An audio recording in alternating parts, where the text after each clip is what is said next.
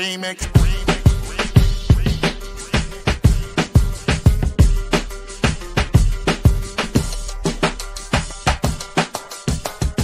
Remix. Remix. Remix.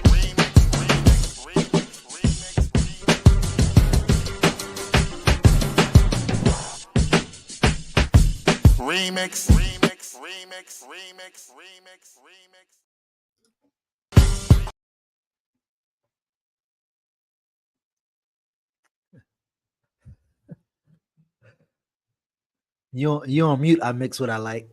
Oh my God! Now I'm doing all the rookie mistakes. Look, welcome everybody. It's the Remix Morning Show. Ear Doctor's not here.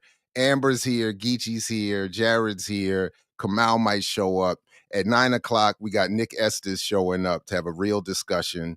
So it's going to get increasingly more serious as the morning goes. But welcome, comrades. Good to see you. Amber off the bench with the quickness. It's good to see you. Always keep a 2.8 Stay ready. You don't have to get ready.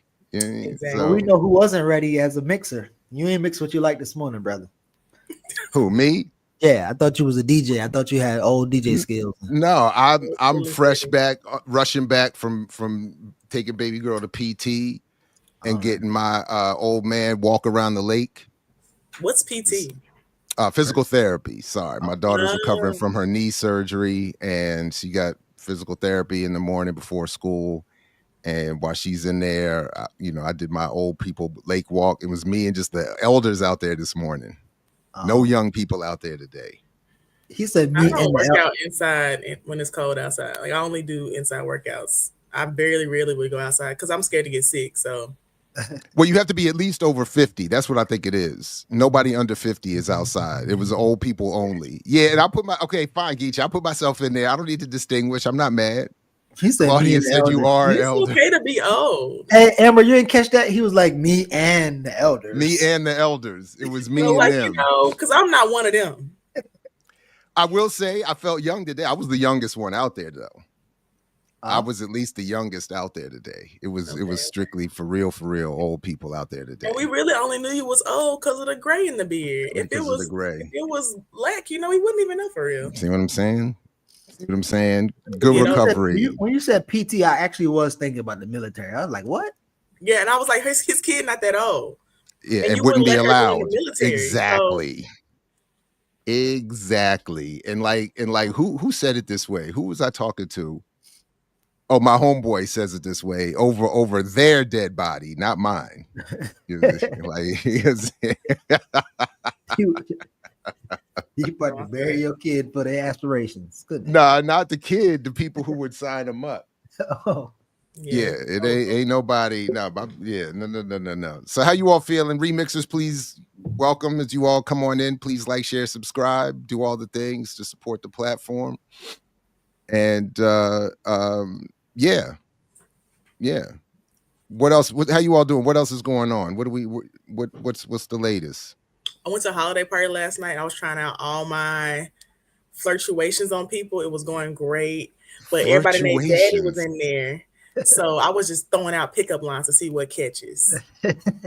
Oh wow! You guys share one now. Flirtuations. Flirtuation. Oh, it was a man in there. He had on a cowboy hat. I said, "Do you have a farm? Because I would love to, come tend to some animals." And he was like, "Yeah, I do. I have."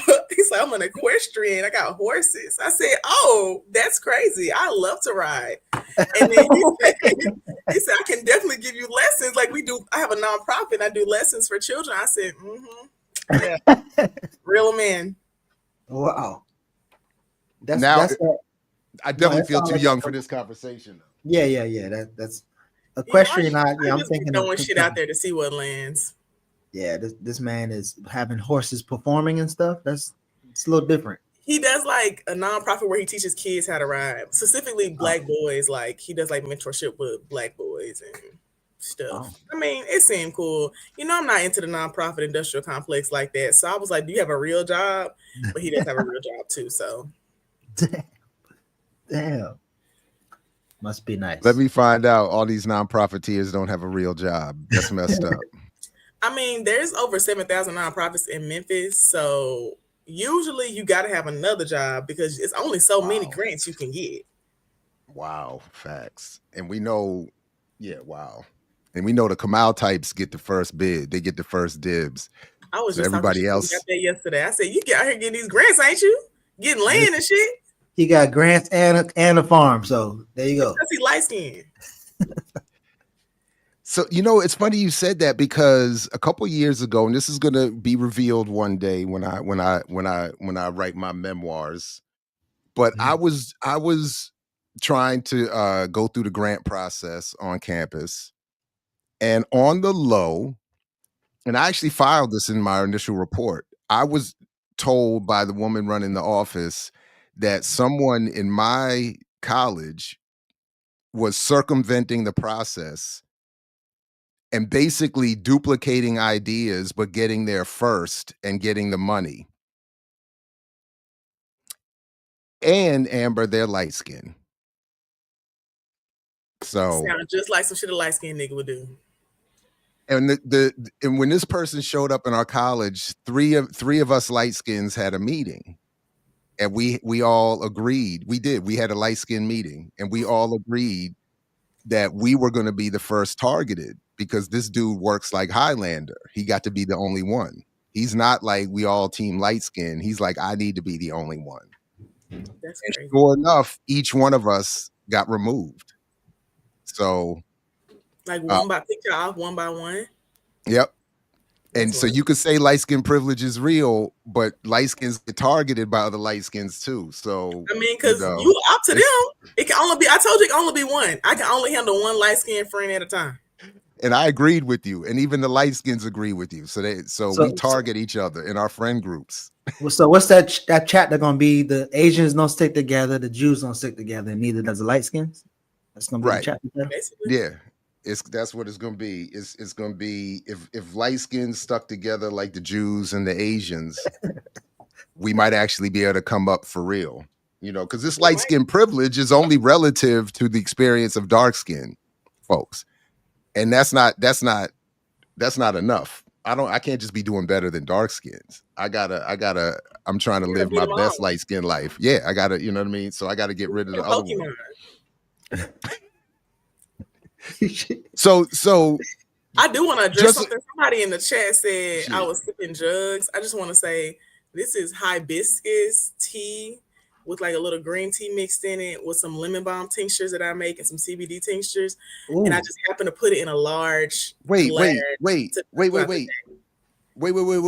Homemades? You do homemades? Yeah, like one of my friends, she made me a tea blend. It's like hibiscus tea, chamomile, some lemon balm, some red clover, and I took like that, and I also put some green tea in there, and then I make tinctures separately that I also put in the tea. So I made a lemon balm tincture and a CBD tincture and some yarrow, a yarrow tincture, and I put them in there. And Jared, she says CBD, not THC. No. I know. That was my next question. I said CBD, but I can mail you a CBD tincture.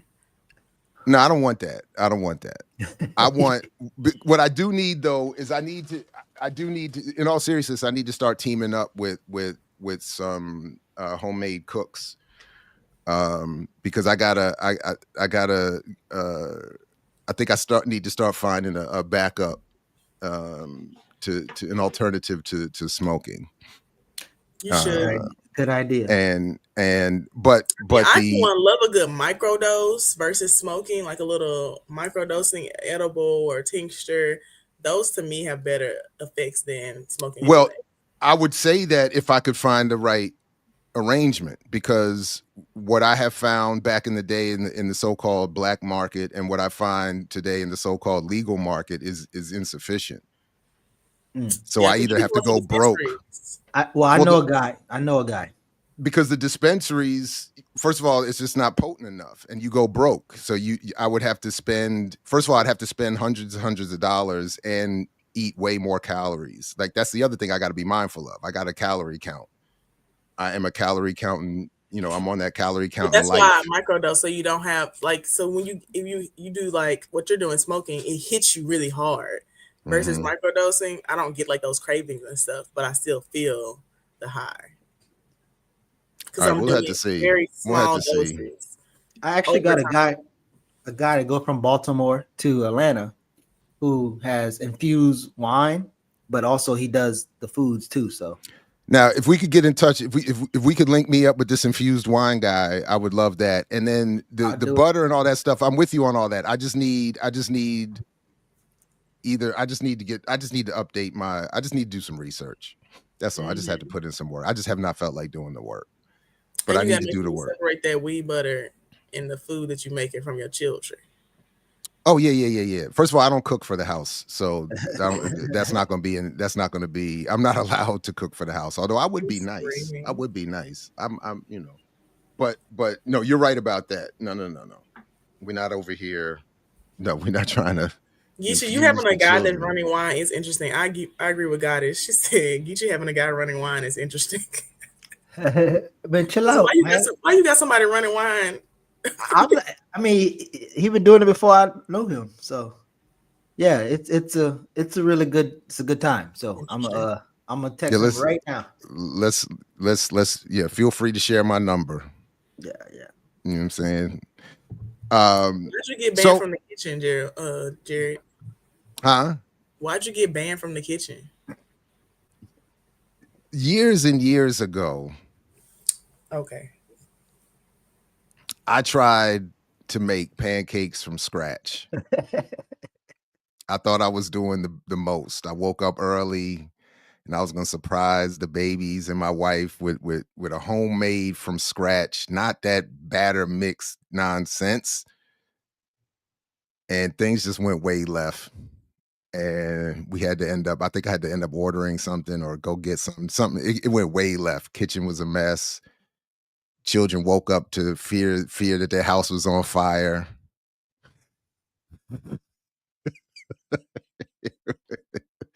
It was a mess. So since then, they probably traumatized.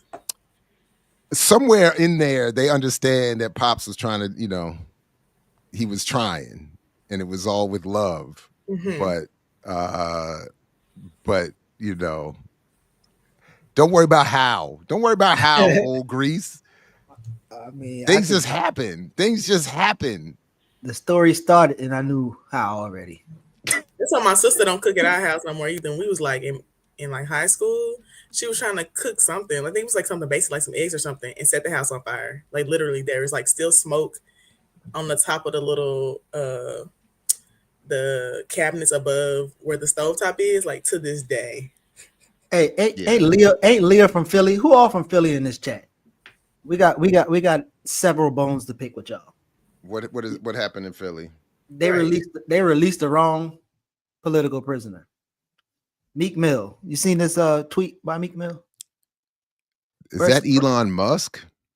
Yeah, he's sharing Elon Musk's, because Elon must be sharing all these Luigi things, AI arts. So you see all the black. Real quick, before you go on, let me bring onto the stage, since we talking about freeing the wrong people. let's bring Kamal K. Franklin into the mix. I had Khalil. Where's Khalil? He back there too? This is too much. Look at the baby. Oh wow. Good morning. But that's a fly. Everybody got new Target hoodies. Basically, yes. We all got. Everybody got the new hoodie. That's what kind of fly right there. This is what he should have wore. The person that remained nameless. Right. That's what he should have done. Right. Ask him if he can breathe. Oh, he took the mask off. Yeah, they got little air holes. You know what I'm saying? Little tubes for oxygen. You know what's up? His hair looks so cute. Oh. Supposedly he's sick, and so I'll be taking him to the doctor later. Supposedly. Oh, he lying, but I love that for you. Well done, little man. Look at the little well smart. Done. Well done. It's a Friday. I used to have them Friday ills too. Cough. And then back in the day, we used to be able to get away with it, like hold the thermometer under the pillow or in your armpit or something real quick before mom comes back in the room, get it all warmed up. I don't know how things work now. They got all the new high tech stuff. You can't. Yeah. Our household is all you gotta do is like do a couple of fake. I'm sick. And then the next person out of his mouth was like, Ma said I can't watch TV. Yeah, well, Yeah, that's how sick you are. what's the point of being sick if you can't watch TV? True That's indeed. messed up. True That's indeed. messed up. That's how I got hooked on Days of Our Lives. Exactly. All my children for me. Man, I was like, word, this be happening every day while I'm in school. And he gonna be like, that's how I got hooked on the Remix Morning Show. Exactly. Exactly. It's like, let me find out. All right, my bad. Go ahead, Geechee. What's no. Who So got out here, man? So Meek Mill is sharing Elon Musk's Twitter AI art. So you have the black man standing behind Luigi getting executed. Looked like he's on an electric chair.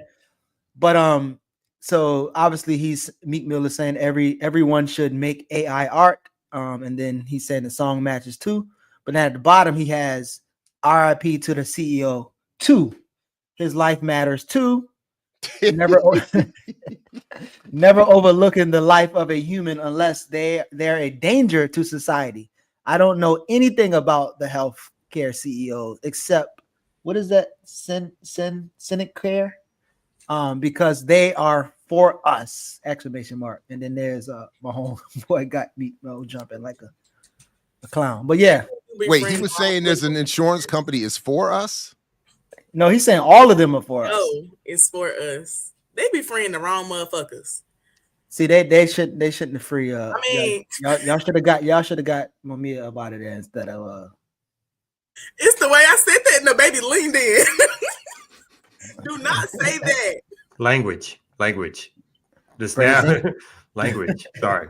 There'll be a lot of curtailing for the next 30 minutes. I apologize for that. But, It's okay. He'll be all right. Just don't say that word.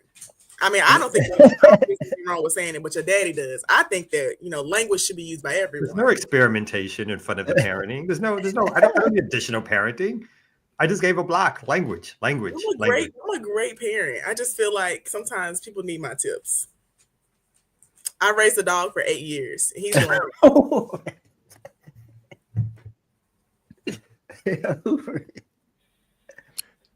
it's the way Carlos on my side for me. He's like, yeah, this getting good. I know, right? So I was just looking at this story but I think it's cover this that Erica had left us. It's a couple days old now. What is this that he denied extradition? Contest extradition? His lawyer is fighting against the extradition right now because he's in Pennsylvania. But the charges he has in Pennsylvania, I was watching this TikTok thing about it earlier. So the charges he has in Pennsylvania are just about a forged ID and like a forged passport or something. He has some forged documents on him and stuff like that. It's not about the killing thing. So his lawyer is fighting against those right now.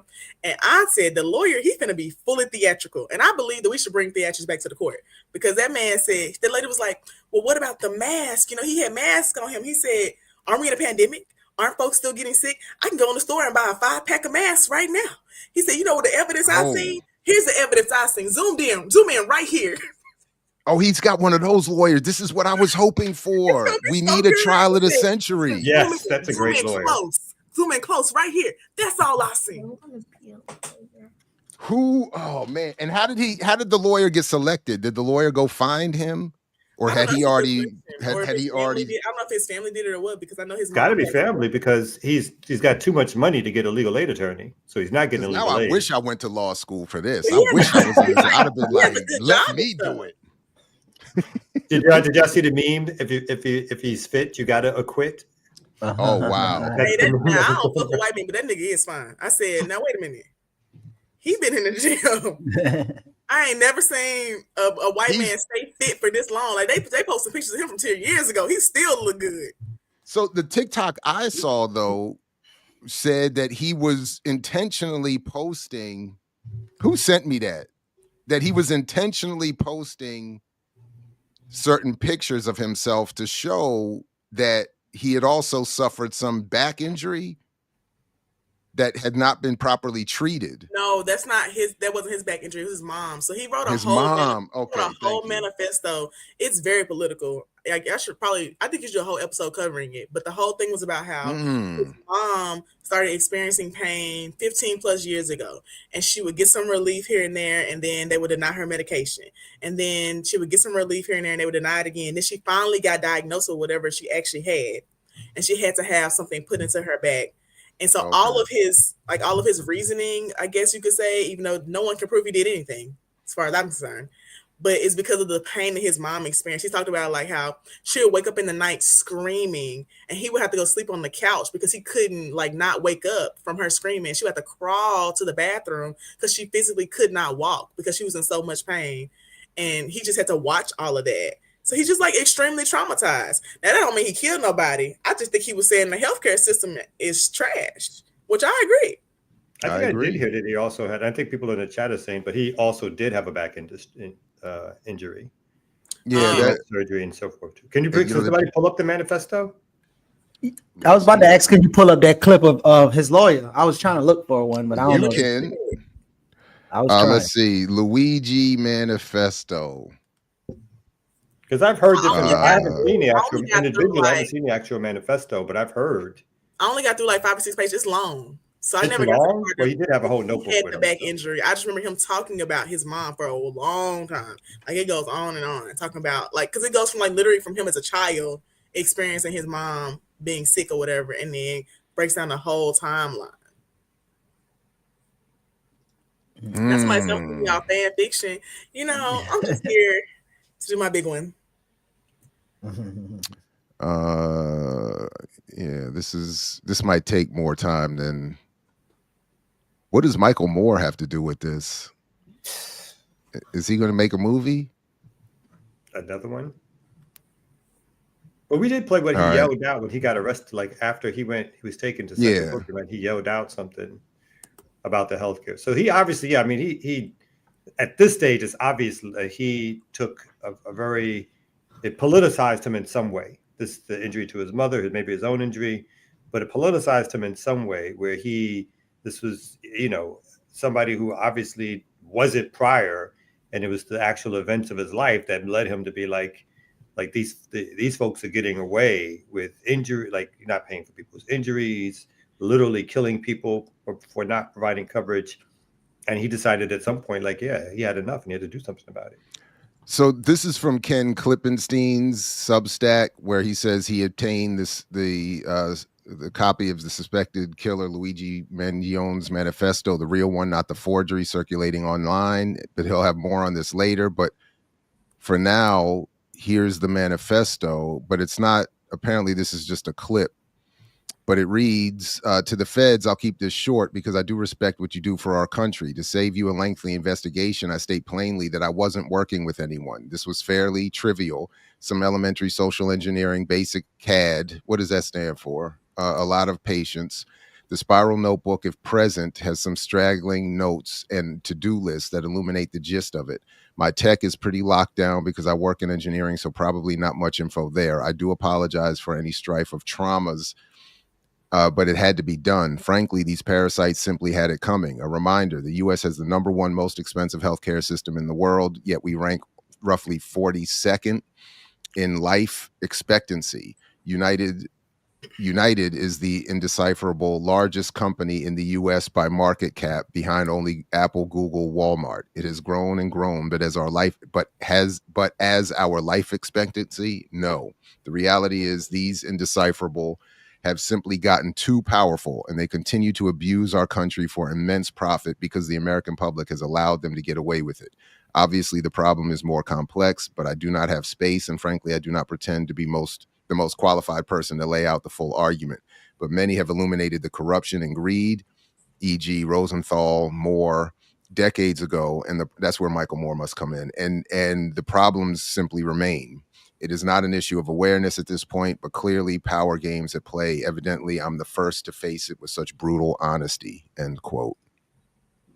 But this is the one that I've seen. I have not seen the longer one. I posted one in the private chat of the longer one for everybody saying I'm giving out misinformation.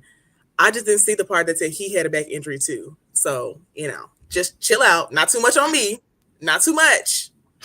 Oh wait, that's not the where is it? Oh, here it is. My bad. I Put it in the private chat. I read all the way to the like middle of the page, and then I do see right there where it says he had his own chronic back pain. I just didn't see that part yet. Allopathic complex and its consequences. Luigi Mangione's last words. Well, they're not his last words. I think I found it, but I'm not sure. Starting at 110. I put that link in the chat.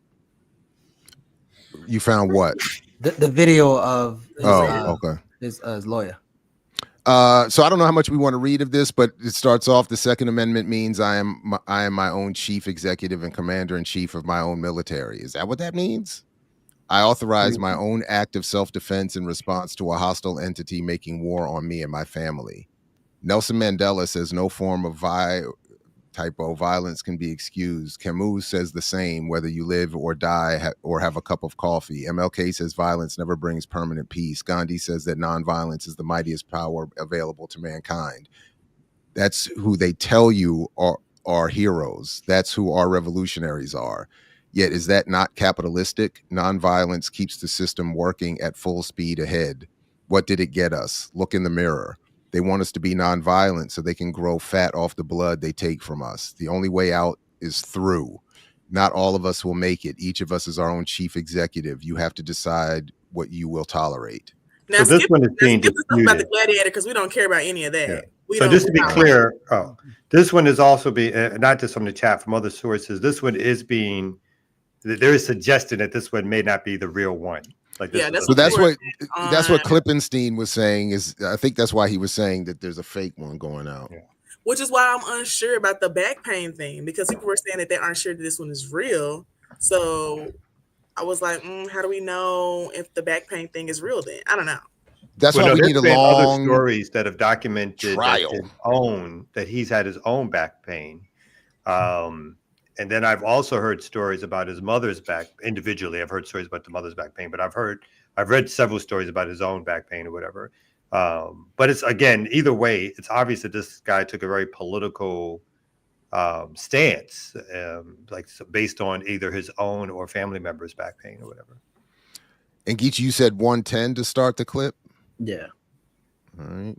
That plea. So right now, though, you're telling us that he is pleading not guilty. That is correct. He doesn't say you were under the impression, or you're trying to defend the client on the fact that he is not the shooter?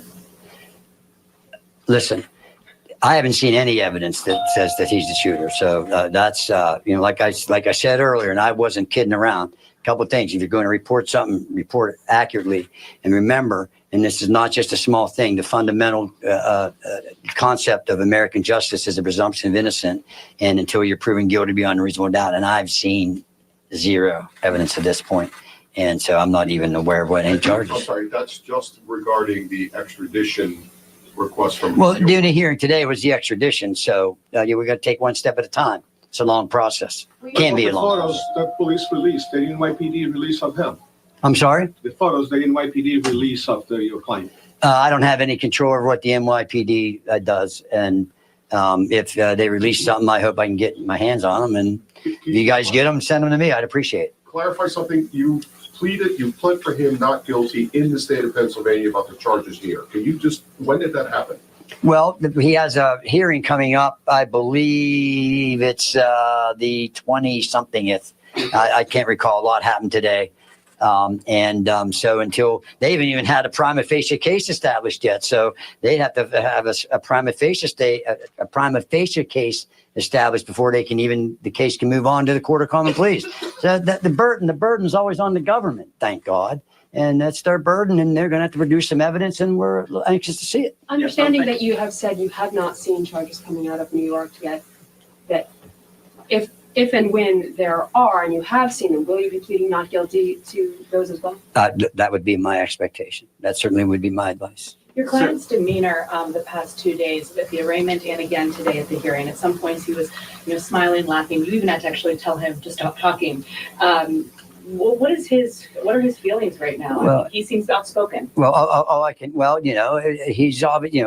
I said earlier, use your common sense. If you put yourself in, you or a loved one in that position, it's, natural, I think, to go through many emotional states. As far as him not talking, as long as I'm going to be the lawyer, I'm going to do all the talking.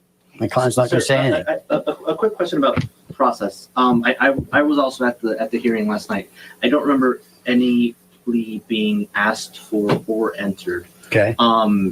As long as he hasn't pled guilty, that's all I care about. So. In the Blair County case, it's just not the. Well, I'm telling you, as his lawyer, he didn't have any lawyer of record, and he didn't have any representation until I got involved this afternoon. And I'm telling you, he's pleading not guilty to each and every other. When does that plea normally happen? At that first hearing? Like I said, normally that could happen at the. My bad. I didn't see you said I could stop. Okay, my bad. Okay. Oh yeah. I was interested in all that. No, I would say I said it whenever you my want. bad. I ain't say stop now. I'll put it back. I'll put it I mean, back. My bad. we got our hood, I like the lawyer. we got our hood lawyer on the screen. I So was gonna say I like my man.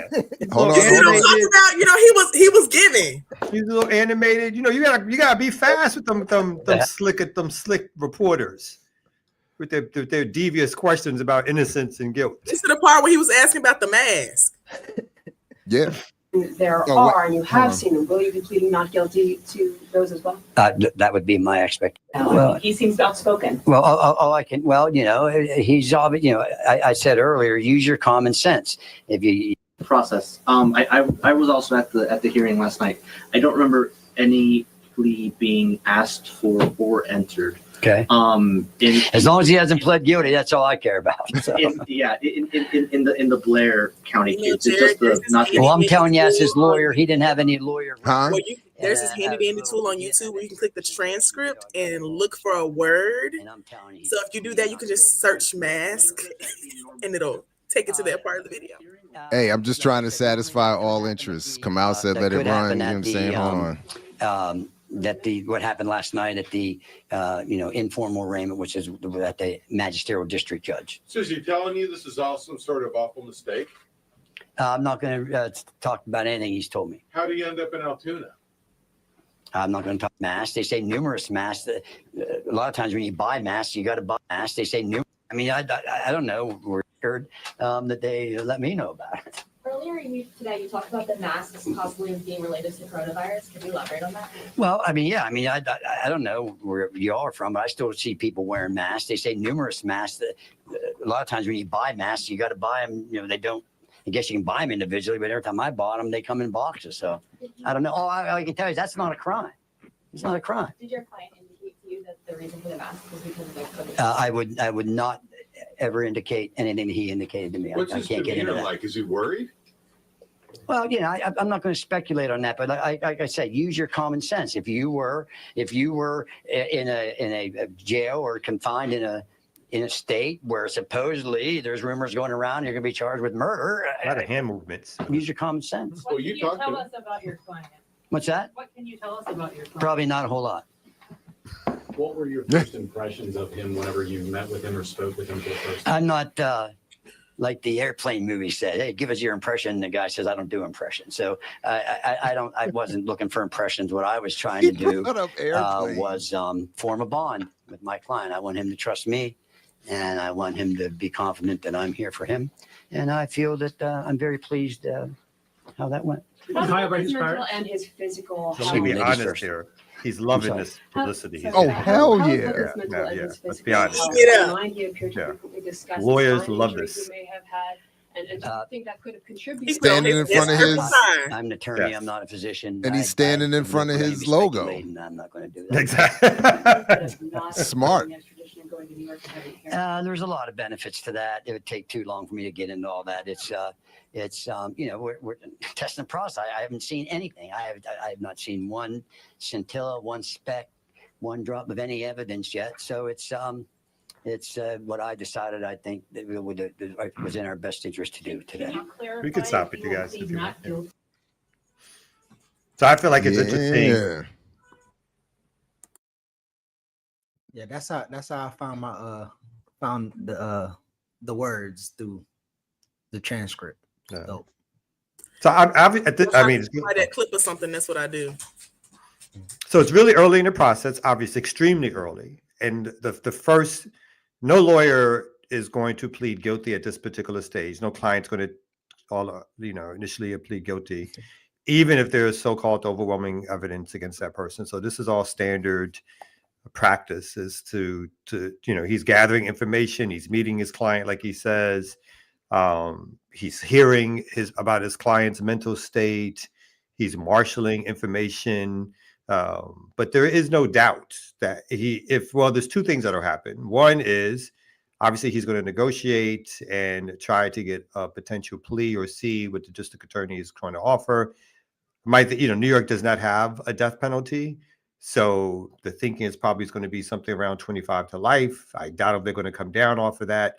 New York does not want to put itself in a position to be looked upon as a city that will go easy on someone who kills CEOs, particularly when New York is the financial, economic hub of the country. And so their purview is going to be, they're going to try to do everything they can to protect that future CEOs, and them feeling safe. The other thing is that there's a concept called jury nullification. This guy has received such good press. The idea of jury nullification is that even if the evidence is overwhelming that the person committed a particular act, the jury decides that, notwithstanding that, they don't want to send that person to prison. That's happened in a lot of political cases early within U.S. history in terms of so-called U.S. so-called patriots fighting and so forth. There's been times where people have gotten off because the jury has said, even if you're telling me this is a crime, even if the evidence is overwhelmingly this is a crime, we as the jury are deciding that we don't want to convict. Courts frown on it. Courts try to make sure that this kind of stuff doesn't happen. But once that, and I've seen places where, might even participate in a couple, where little notes are passed, in court, little statements are made, little things are held up so that juries can be a little educated on their rights, even potential jurors can be educated on their rights. Jurors have a right to acquit, even if the evidence suggests otherwise. So that is something to take into play also. Interesting. Obi says in Maryland, you cannot say jury nullification, but you can act in that manner. Most courts are like that. Most courts will not let you present, and they would not allow the attorney to say something on the lines of, even if you think this person is guilty, you could still, right? You can still, yeah. You'll have to hint at that, but you can't say it directly. And then, of course, you'll have the other side jumping up and suggesting the person is saying, hey, jury nullification, that's like, it's not supposed to be spoken about, mistrial, start all over again, that kind of thing. So there's ways in which you'll have to try to play around with this, because there's no doubt that there seems to be at this stage overwhelming evidence that they got. But his lawyer hasn't seen any. I like that. His lawyer's like, I don't know what you do. I haven't seen it. All I know is he got a charge here in Pennsylvania. I'm saying he's not guilty. The other interesting thing real quick is that, and this is also and he's right, at the NYPD, the New York City, the government of New York City, they're releasing information to the media to have this person already considered guilty in public square, right? Before they've been given information over to the attorney, to the client, they are leaking information. They obviously are leaking information to show and again, federal courts, federal prosecutors do this, state prosecutors, county, city, it doesn't matter. They all attempt to leak to show you that they have the goods, which is meant to influence potential jurors, right? And to get these kind of stories out that show that all this information is out there. And so anybody who comes in will automatically be predisposed to suggest that that person is guilty. So, it's not any accident that they're releasing either manifestos or suggesting what kind of evidence they have, because they're doing it themselves to influence a jury pool. But if a jury does that, the judge doesn't have the right to then can't the judge dismiss the jury's ruling in certain cases? Haven't I heard that before? Can the judge overrule the jury's decision if they feel like some shadiness is going on? They can't do it on an innocence. They can do it if someone is found guilty and there's unconstitutional reasons or rationales that are suggested for that why that guilty plea can't stand. But they can't overturn a not guilty. You can't overturn a not, i.e., why OJ was never retried, right? That's like double jeopardy. Because Ito, right? Oh, but Ito in that moment couldn't have said, "Hold up, this jury decision is some nonsense. I'm throwing that out. He's going to prison." Okay. And if it's found guilty, then it takes appeals to, to get that person that guilty plea. I mean, that guilty conviction overturned in some way. So, Kamal, question. So you mentioned when you first started, you talked about he's gonna assess the status of his client's mental health or something like that. And so it made me think of two things. It made me think of Michael X. Johnson, who was helping with mentally disturbed or youth. And then it made me think of Frantz Fanon when he wrote his resignation letter. And he was like, ain't nothing wrong with these damn people. What's wrong with this system? And then he joined the revolution. So with our mental health, I guess, being warped, right? So if you have more radical beliefs, they can conclude you to be mental. When, even E. Franklin Frazier and other people said that, a lot of these people who believe in American Project are engaged in the world make-believe.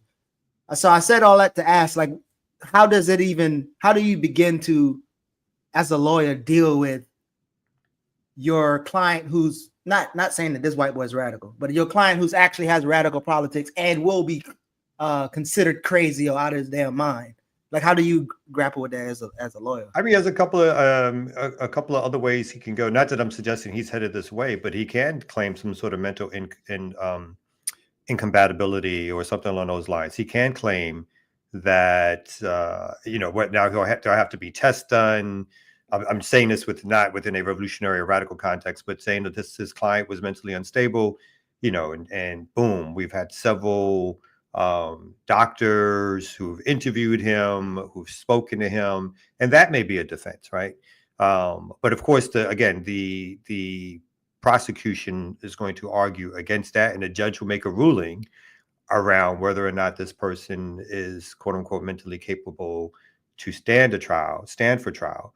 But he may claim some mental distress as a reason for his action in terms of trying to get a lighter sentence something along those lines. It is interesting. It'll be interesting to see this. Obviously, this attorney doesn't seem to be an overtly politicized attorney, but whether or not he'll bring in some political factors or attempt to bring in political factors around the motivation for something like this. Again, the prosecution will argue hard against turning this into a political trial. So any information or evidence as to what may justify the killing in the mind of the defendant, the prosecution will argue against, except to establish that he had motive. And his motive was that he thought he was seeking revenge for others. So a justification that will allow the prosecution to suggest that his motive is here, but not a justification that allows to say, again, for the jury to say, oh, nullify, right? So there's, I think there's going to be some different tactics. They obviously, I don't think they're going to try to get overtly political, but I may be wrong. It's just that the lawyer doesn't strike me as such or whatever. Well, if Cousin Vinny, if you're watching, Attorney Cousin Vinny, make sure you read the letter to the resident minister by Frantz Fanon in 1956. There's a line that says the function of a social structure is to set up institutions to serve man's needs. A society that drives its member to desperate solutions is a non-viable society, a society to be replaced. So Cousin Vinny, read that and use that in your... My favorite comment so far... My favorite comment so far is when people saying, oh, Italian is white, because they kept saying Italian American. And it was like, I just realized Italian is just a white man. I said, y'all are so stupid. Well, his name, Luigi is the name. I was like, that's old school. he might have to kill just getting that name happening to go through school. He probably got with that hella name. family money. That bloodline probably rich. Hey, all I know is, again, they said Gilman School in Baltimore, and that's, to me, says a bunch of money. What's the Gilman School? So, well, I only know of it because I went for 2 years to Baltimore Friends, which was part of this collage of elite schools in Baltimore. And Like Gossip Girl for Black people? No, not for Black people. I mean, it was. Although it was funny, the only other Black male that I remember being in my grade was also named Jared, spelled the same way, which is weird. But anyway, salute to him. And he told me he immediately went to Howard after high school because he was like, I need some Blackness. He was like, I need. But I was there for 8th and 9th grade, so I just know that, and I just know it was like McDonough, Gilman, Park, were these collage of elite schools that you literally don't even see physically when you're in the city unless you know to be in that area. It's a like I've been teaching at Morgan in East Baltimore now for almost 20 years. I have never once seen any of these schools in the normal course of me going to and from work or anything like that. So you don't see that part of the city if you're not supposed to be there. So I just associated with that. Now, again, I was there for 2 years. Boarding school or no? No. It's just regular schools, but it's like a lot of money. A lot of elite folks go to these schools. But as I was saying, I went and I was there on some, I don't really even know the full extent of how my mother worked this out. I know she had to borrow money from a friend or something like that, but I was on some sort of scholarship or some kind of funky arrangement that allowed me to end up there. So theoretically, he could not necessarily be from that elite class and still be there, but I do associate it with that when I hear about these spaces. So, there it is. So that's all. The other thing that comes to mind, Brigitte was talking about, if this case was held, or if this had happened in a more conservative setting, the idea of jury nullification would be that much more prominent in terms of a possible way to get off. Because I was just thinking about the Bundy case, right? The Bundys, remember, like the Nevada ranchers who basically stood up against the FBI. And if I remember later on, like one of the sons, they had a standoff with the ATF. The ATF, was it? And then later on, one of the sons, they took over some area of federal land, and they got caught. They got into a shootout, if I remember, and they went to trial. And if I remember correctly, they were found innocent, or they were found not guilty, and released or whatever. So again, this may not be the same thing in a New York City area, but if again, even though this guy is not some open, I assume nothing so far has suggested that he's some Trump supporter. But if they get, again, if they decide to take this to trial, if they get the right jury, and in New York, it may make sense to take it to trial. And again, there's no death penalty. I mean, what are they going to offer him in a plea that he wouldn't get at the end of a trial? I mean, a plea deal they're going to give him life anyway. So what would be the point in taking that? He might as well go to trial and see what takes place. New York ain't going to offer him like 10 years after he killed the CEO. You know what I mean? They're not going to be like, there's not going to be that much of a difference in terms of what he would get if he went to trial and lost, and what the plea offer would be. So in some ways, it may make sense for him to go to trial. Take that shit to trial. Please go to trial. But but I thought they said they found the gun in his bag. Haven't they been able? Everything. They found everything. That's what I'm saying. What you've seen so far, yeah. But haven't they gone through the step already of matching the gun to the bullets? And then, I mean, so when the lawyer is saying, "I've seen no evidence," or of these or he's not yet been charged yet. What's? Well, right now, again, he's taking an innocence plea, so he's not going to admit to anything publicly right now. and nor should he. Right? I mean, it's not. It's standard practice is either I have no. This case is just beginning. No evidence has been presented to me. What you hear in the public, or maybe what you hear, but none of that information has been given to me for us to examine, to review, to look over. At this particular stage, again, me and my client are speaking about this matter. He is pleading not guilty. He's pleading innocent because he is innocent. And we plan to fight this case with everything we have at our disposal. That makes no difference if in 3 months he's like, we decided to take a plea. We found that it was important that we put an end to this. My client takes full responsibility for his actions. Those those have nothing to do with each other right now. Right now, he's on one end of the scale, and when he feels he cannot go any further with this, or they, whatever, for whatever reason, on the other scale, he'll come out and make a statement completely opposite, almost like your man Joe Biden, right? Like Joe Biden with his pardon. At one point, his public was, "I'll never pardon my son. That'll never happen. This is not happening."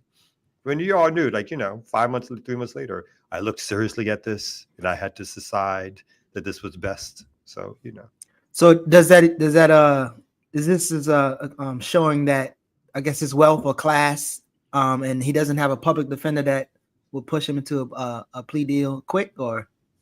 No, I mean, not at this stage. I mean, again, even a public defender at this stage wouldn't take a plea at this stage. I mean, this is way too early. I mean, my man was just arrested, 4 or 5 days ago? He doesn't even have murder charges. They're just for forgery. Yeah, he's just way too early to, in his backpack. He was in a McDonald's. He was in the public. Could have went to the restroom. Somebody dropped that shit in there. So I mean, we're not even sure if he's been arraigned at this particular stage, where charges have been presented before him in New York, and he's been formally charged and indicted or whatever. So this is going to play out for a little while longer. And again, it doesn't mean that they may not take a plea at some point. But again, as stated earlier, what would be the point of that in New York, where there's no death penalty? Hey, his cousin is a Republican. Oh, that's Luigi. That's his cousin. My brother was letting us know because my brother said so. Nino is a Republican. So if he's a Republican, let him be a Republican, and this go to trial, and this gets even better. The Democrats gonna work. All right, so this is. I just want to say I put an article in the chat because somebody in the chat said that the ATF standoff is the Waco, Texas code, and it's not. The ATF were also at the Bundy thing, and y'all stay saying shit in this chat about stuff I be saying like I don't know what I'm talking about. Please go to hell. You just got on day one, B. This is day one. Why are you fighting already with the stay out the chat? I mean, this is my first day. I've been on here before, but I'm just saying. It's day one and a half. I love disputing what people say. Listen, man. I remember this standoff. Really and they got off. What actually happened? Because that shit was crazy. Bureau Land Management, the real BLM. Federal land. It was like, we're not leaving and we're not paying for anything. Come get us. We the people, we not the BLM.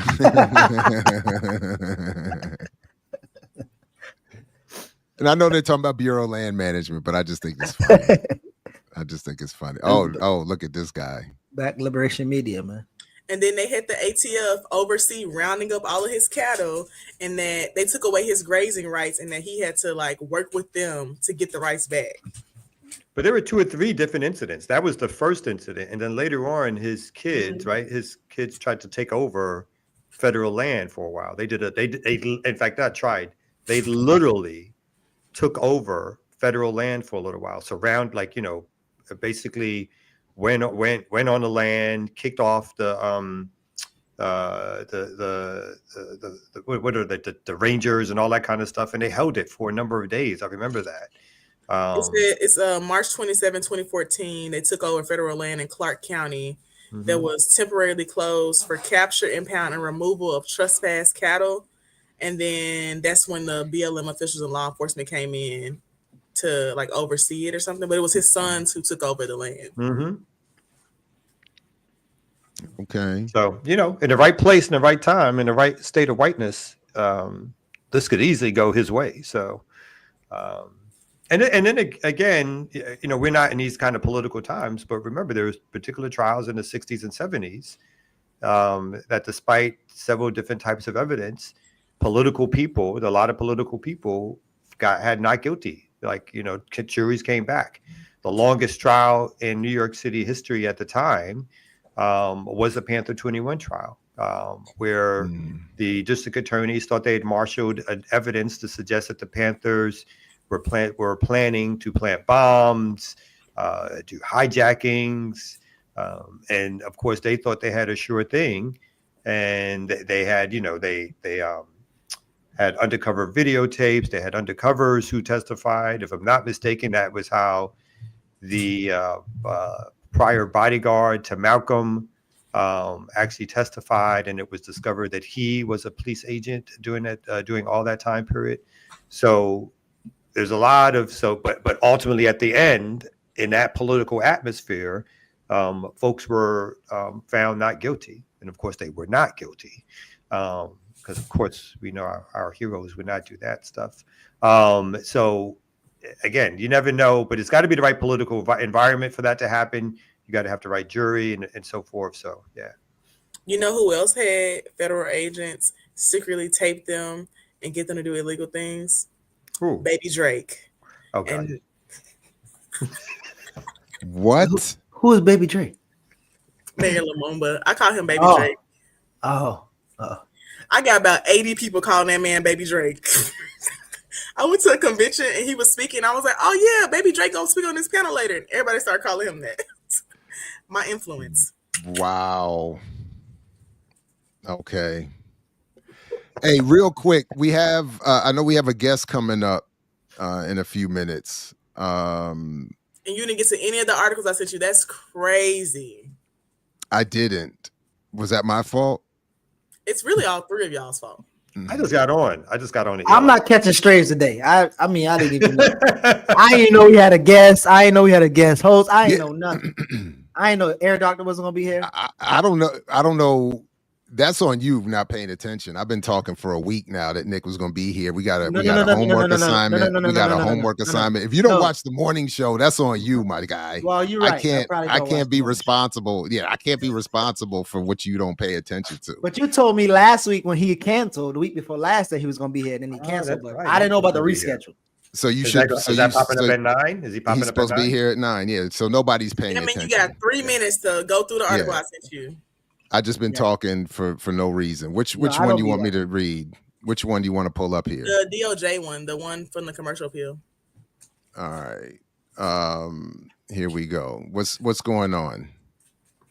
So I originally told Kamal I will come on and talk about this DOJ thing. So we had a DOJ investigation here in Memphis into the Memphis Police Department. And our mayor and the DOJ been going like back and forth. It's actually been very entertaining to watch. But basically, he was like, we're not signing the consent decree. And then they were like, you got to sign the consent decree. And then they was like, we're not signing the consent decree. And then the chief was like, actually, we don't even know who said these statements. Who made those eyewitness statements to you? And I was like, y'all are insane. But basically, the entire report corroborates all the stuff we've been saying about the police department for 50 plus years, but specifically the things about pretextual traffic stops, mental health officers being used, all of that stuff. We clocked that like a year and a half ago. So one of the orgs I'm a part of is Decarcerate Memphis, and we pulled thousands of traffic tickets, like 2,000 or 3,000, and went through them individually and compiled research that showed the racial disparity between Black people getting stopped for pretextual stops and white people. And the percentages that we said were specifically 4.9% more than white people. And the DOJ report says 4.5% more, literally the exact same things that we said. And I just think that it's an interesting report. And so far at this particular stage, they're still refusing to sign the consent decree, right? Yeah, they're not going to sign the consent decree. Here's the real tea. They can't sign the consent decree because they got about 13, 14 lawsuits around their police department from either the Scorpion Unit or regular police officers. If they sign the consent decree, that's them agreeing to work with them because they agree with the findings of the report. So then they lose all the lawsuits, one of which is $550 million. So they're not going to sign that consent decree because they can't agree that any of this stuff is true, because then they're going to lose all the lawsuits they're fighting right now. And as folks don't know, these consent decrees with the Justice Department are voluntarily. Like there's no. I mean, they're gonna sue them, but I mean, they voluntarily would sign, the agreement. But since they're not voluntarily signing, then they're just gonna probably sue them. But what was interesting to me is that a lot of the recommendations are actually stuff that we already passed as an ordinance here, or has already been recommended. So there was a recommendation about, taking all data from traffic stops. There's literally an ordinance we passed last year called the Data Transparency Ordinance, and the police department hasn't introduced any of it. They don't have anybody taking adequate information during traffic stops. They're not doing any of that stuff. And we called them out about it multiple times. They keep making excuses, which is why we had a whole campaign against the police chief getting reinstated, because you don't need to keep your job and you can't even get them to make an Excel spreadsheet about traffic reports. That's ridiculous.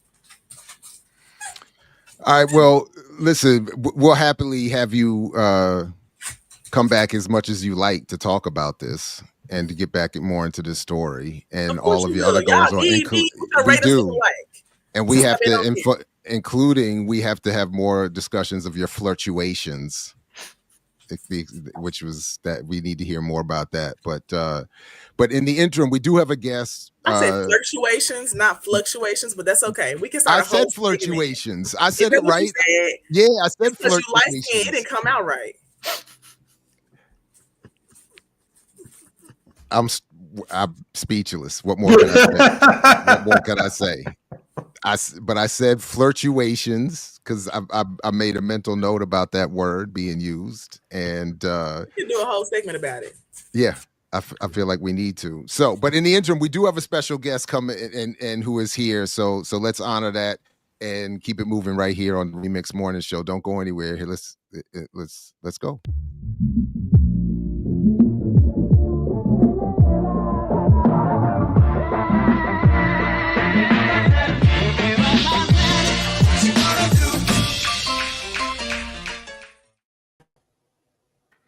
All right, everybody, welcome back to the Remix Morning Show right here on Black Liberation Media. Amber, Geechee, Kamal, Jared, and our special guest joining us today, Nick Estes, who, among many other things, is an American Lakota community organizer, journalist, and historian at the University of Minnesota, and he has co-founded the Red Nation and Red Media podcasts and media outlets, and doing great work. Nick, it's a pleasure to finally get you to join us. Welcome. Good morning. Peace. Good morning. Good morning. Good morning. It's cold here in Minneapolis. Yeah, oddly, it's even cold here in Maryland, which is increasingly getting warmer. Seeing less and less snow every year.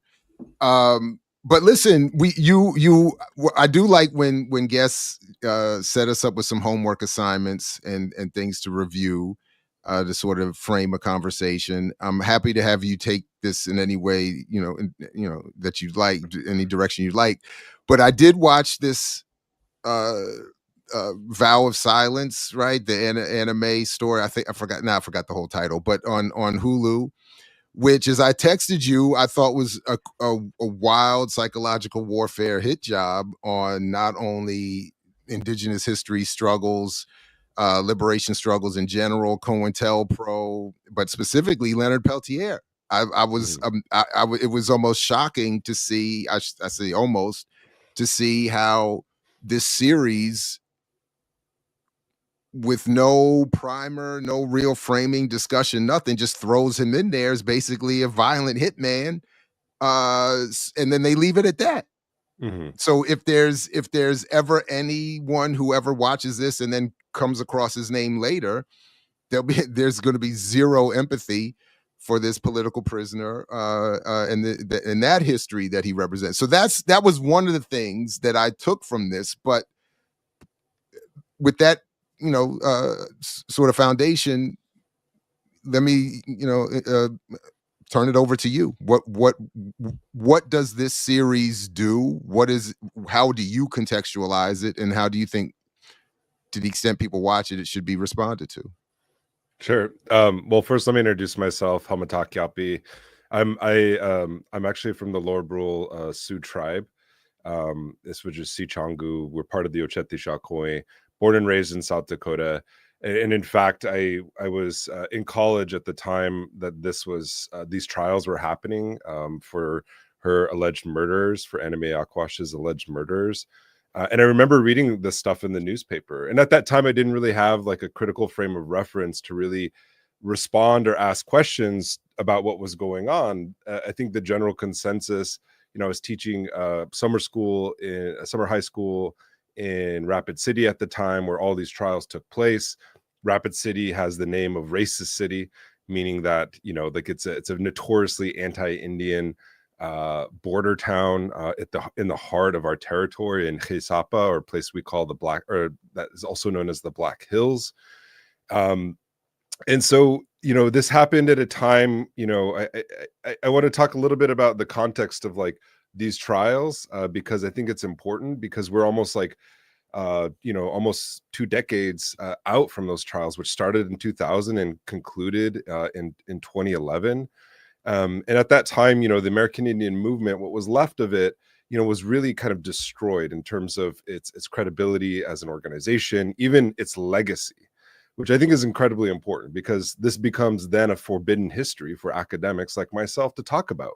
Because how can you write and talk about an organization that is inherently misogynist, that assassinates women who are on the rise? This is the narrative that was coming out of these trials. Because sadly, we haven't had books by Native people sympathetic with the liberation tradition written about the American Indian movement. Most of the books are written by non-Native people. There are a few, autobiographies, which are good, but there hasn't been sort of a comprehensive book. And this isn't a plug for myself, but this is my frustration. This is the book that I didn't want to write, so I began to research. And one of the first questions that you get as somebody who's researching the American Indian movement is, who killed Anime Aquash? And that was something that frustrated me from the very beginning, because I joined the Leonard Peltier campaign back in 2013, officially working for his campaign, organizing events, organizing marches, teach-ins, movie showings, all those kinds of things, letter writing campaigns. And that was something that really that kind of bothered me, because if Leonard Peltier had something to do with her murder, how could I, as somebody is like an indigenous person, a Lakota person, advocate for this man's clemency? So I'll just put that out there. And I also just want to do a quick overview of this film, so those of you who are out there don't have to watch this Disney produced Hulu documentary. And I'll give the narrative, and then I'll critique the narrative, because I think that's important to do. So this film is a 4-part series. I'll say, first of all, if you watch the film, the documentary kind of evidence that they bring in terms of the film archive is actually pretty phenomenal. They do some restoration on some of these color archival footage that they found, which is really phenomenal. I thought it really brought that era to life. As somebody who's done the research and looked at some of the same films, some of the same archives that these producers have looked at, I was pretty blown away by that aspect of it. So I want to give that sort of a shout out, because that's actually kind of one of the cool things about the documentary, is that it does give you that kind of imagery of that time period. I don't think a documentary has done that yet. Most of what we see is black and white, the same sort of images that are produced by sort of the mass media. But generally, beyond the sort of archival footage, the documentary repeats this sort of narrative that was created by a Native journalist named Paul Demain, and he's featured heavily in the documentary itself. Paul Demain, he founded this outlet called News from Indian Country. He was somebody who was kind of adjacent to the American Indian movement during the novitiate takeover in 1975. There was an armed takeover in Wisconsin of a monastery that had been abandoned. That's kind of featured in the film. And he was there, and he talks about the scene where they somebody points a gun at him, and an A member allegedly points a gun at him and says, "Are you a snitch?" And that's kind of when he was like, we need to question, the values of the American Indian movement. but he also kind of casts himself kind of revealingly as an outsider to Native politics, somebody who didn't grow up in Native communities. Not to fault him, he was adopted out. He didn't know he was Native until later on in life, which sadly is the case of a lot of people because of the genocidal policies that we faced. But instead of maybe trying to correct the record, I think he kind of falls into the trap of just really. There's no other way to put this. I'm trying not to be vulgar, but just sucking from the teat of the FBI in terms of the information that he's getting. And I know this for several reasons. I've done the research, and something that isn't necessarily revealed in this documentary, but in the 90s, there was a major split that was happening within the American Indian movement, and it also centered on the Leonard Peltier Defense Committee, and I'll get into that later. So I think it's just important to kind of put that out there, that Paul Demain is this figure, and this is kind of his story. This is the story that he published on the pages of News from Indian Country, and he's kind of getting these leads and this information and these leaks from the investigators themselves. So this kind of follows, Anna Mae Aquash's, she joins the American Indian movement. She's part of the Boston Indian Council in the 70s. She kind of has a falling out with her husband at that time. She leaves her children to join the Red Power movement as she sees it, joining the American Indian movement. She aligns herself with Dennis Banks, who then becomes her lover. There's jealousy and animosity, according to the filmmakers, and this narrative that's being portrayed around Anna Mae Aquash's rise within the ranks of the American Indian movement. Anna Mae Aquash is depicted as somebody who, who's down for the cause. She's not going to sit in the kitchen. She's going to take up a gun and stand with the men. That's kind of the way she's portrayed in this documentary. She's at the Siege of Wounded Knee in 1973, where she marries Nogashik, her husband. She divorces her previous husband, Jake Maloney, who's Mi'kmaq, and Jake kind of gets custody of their children, and her children are actually kind of central to this story as well. Her daughter Denise kind of becomes this outspoken advocate for her mother. She's featured heavily in this documentary. And from 1973 to Anna Mae Aquash's murder in 1975, we kind of get this picture of AIM disintegrating following Wounded Knee. There's a lot of rumors about conspiracy. There's a major FBI infiltrator or a self-described operative named Douglas Durham who's outed. He's actually very close to Anna Mae, not in terms of they're not friends, but in terms of their alignment. Both of them are with the sort of Banks faction. And so he begins, she's suspicious of him, and he's also suspicious of her. And so there's kind of an implication. It's not overtly said that he kind of puts this, a bad jacket or a snitch jacket on her, saying that she could be the potential infiltrator. And after he's outed, the depiction in the film is that AIM sort of descends into chaos of a finger pointing. Well, who's the FBI operative? Who's the undercover?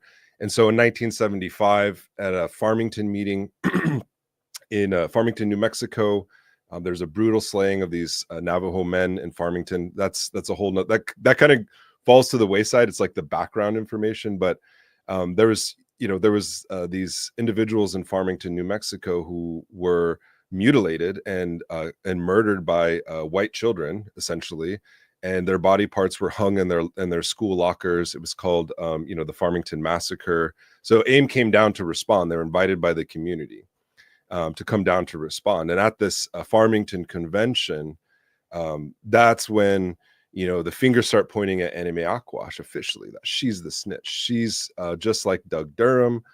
She's a FBI infiltrator.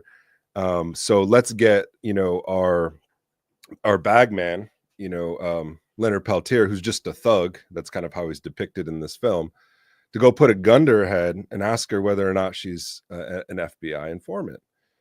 And from there, it kind of the narrative kind of falls off the rails, in my opinion, because actually what happens from that point onwards is incredibly important, but they don't get into any of those details. What ends up happening is that there's the shootout in Oglala in June of 1975. Leonard Peltier goes on the run. Enemy Aquas joins them. Peltier, Banks, and Kamuk Nichols, who's talked about. Also, Kamuk's sisters is with them. Bernie Nichols. They get a motorhome. They're stopped in Oregon. Dennis Banks and Leonard Peltier flee. Both Anime and Kamuk are arrested and jailed. Anime's extradited to South Dakota because she has outstanding charges for explosives.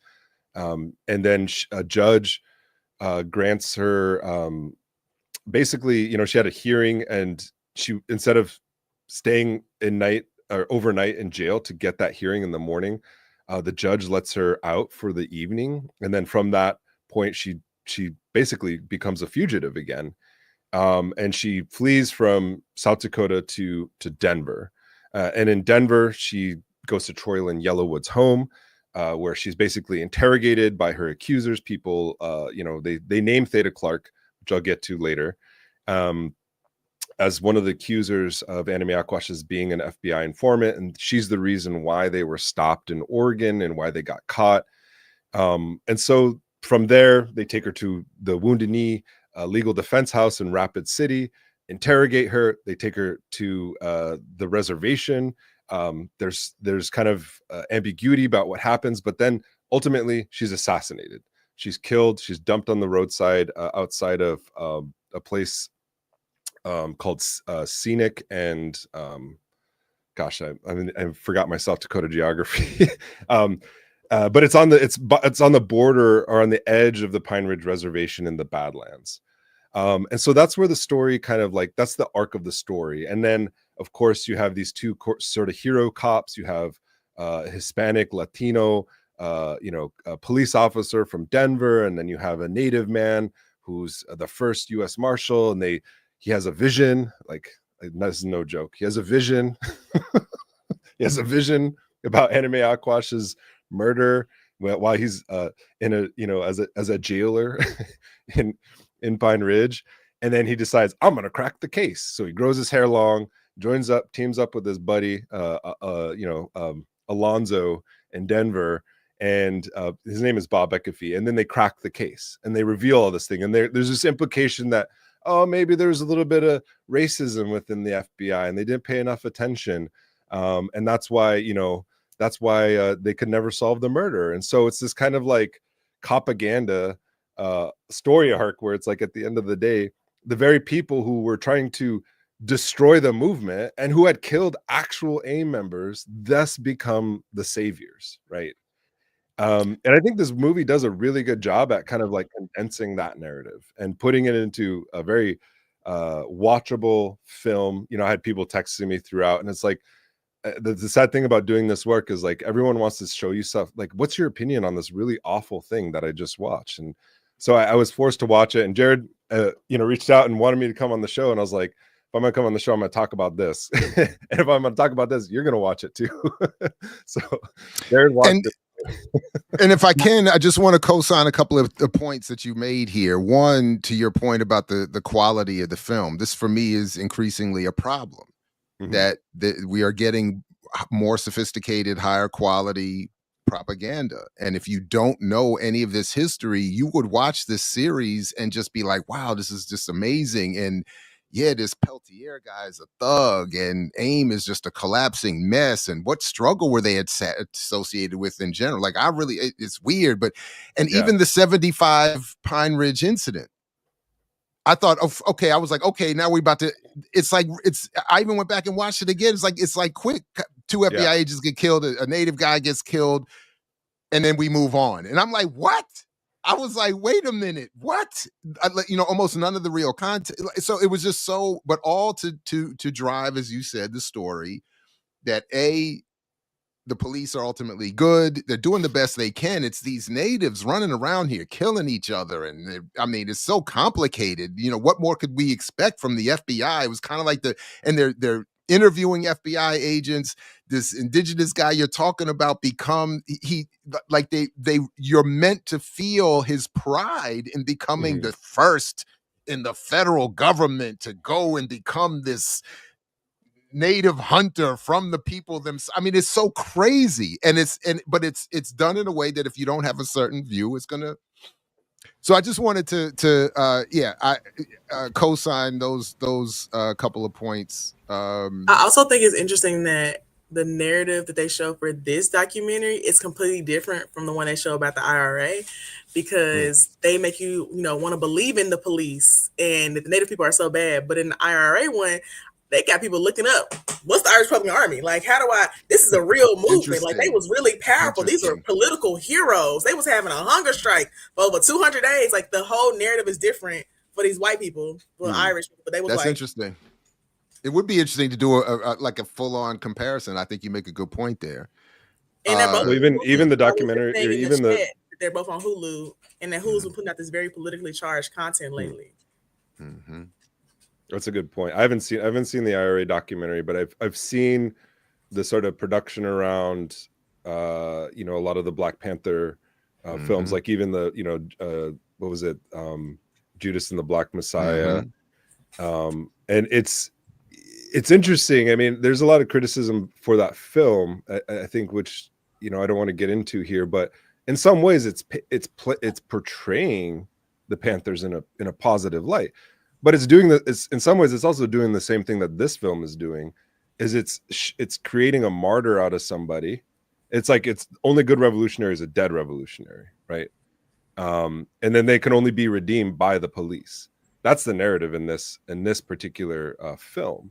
And I want to back up a little bit, because I think it is important, Jared, what you point out about the shootout in 1975.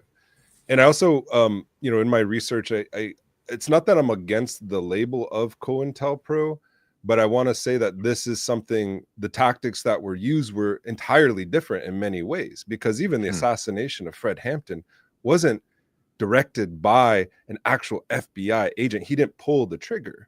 But the siege on Wounded Knee was actually FBI agents with armaments from the United States military engaging in their own words, paramilitary tactics.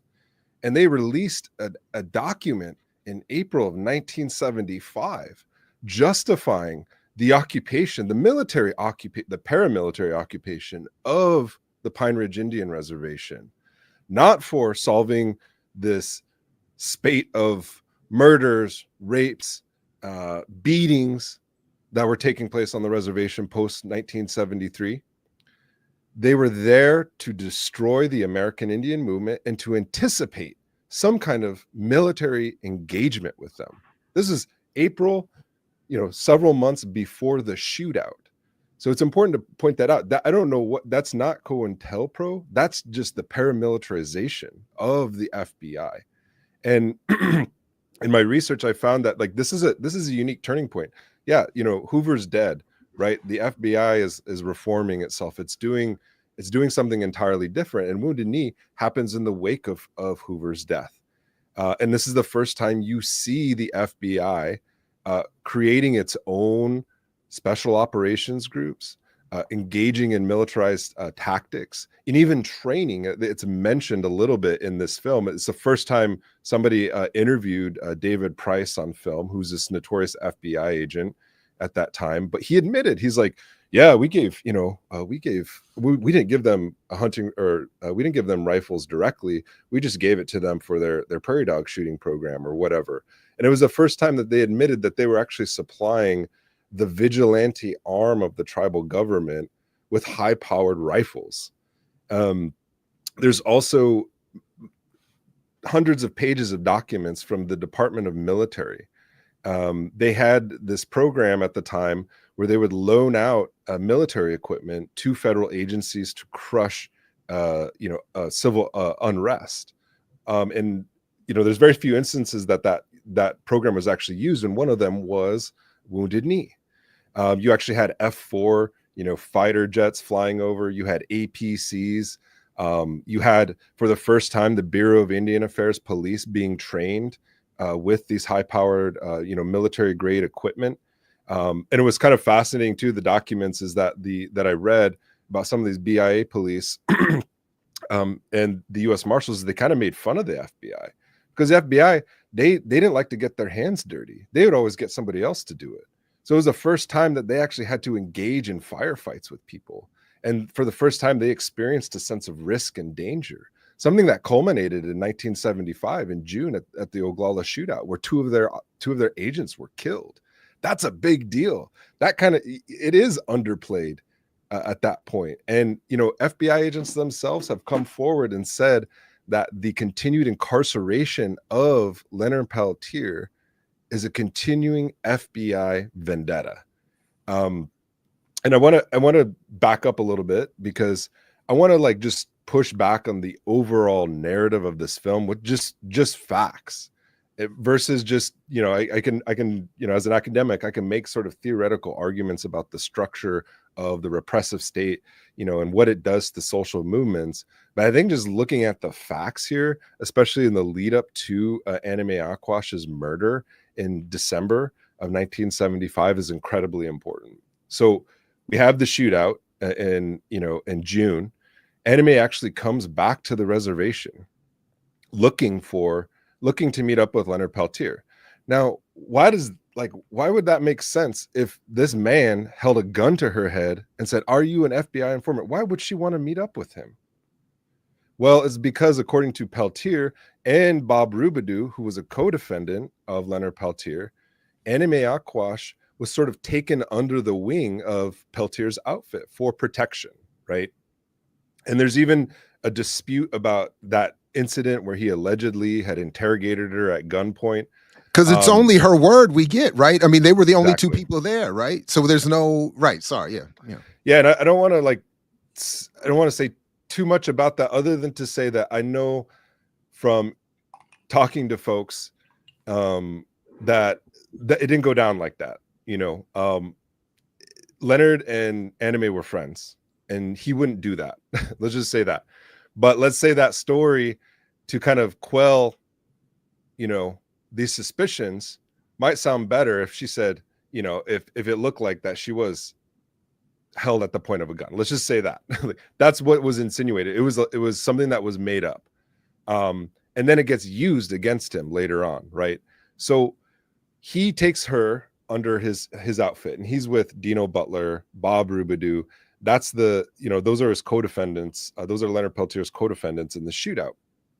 And so if this man had just threatened her life, why would she risk everything to go meet up with him?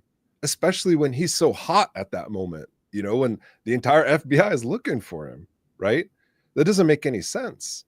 And then, when she is, you know, when she does meet up with him and they're on that Oregon thing, like it doesn't make sense that even after she's arrested in Oregon in 1975 and extradited back to South Dakota, that she's going to be like, hey, you know what a really great idea would be is to abscond, you know, go on the run, be a fugitive, and then go meet back up with this guy and try to meet up with Dennis Banks. That doesn't make does that sound like somebody who was fearful of their life, of the people who were surrounding them? To me, that sounds like you're just walking into the fire, you know.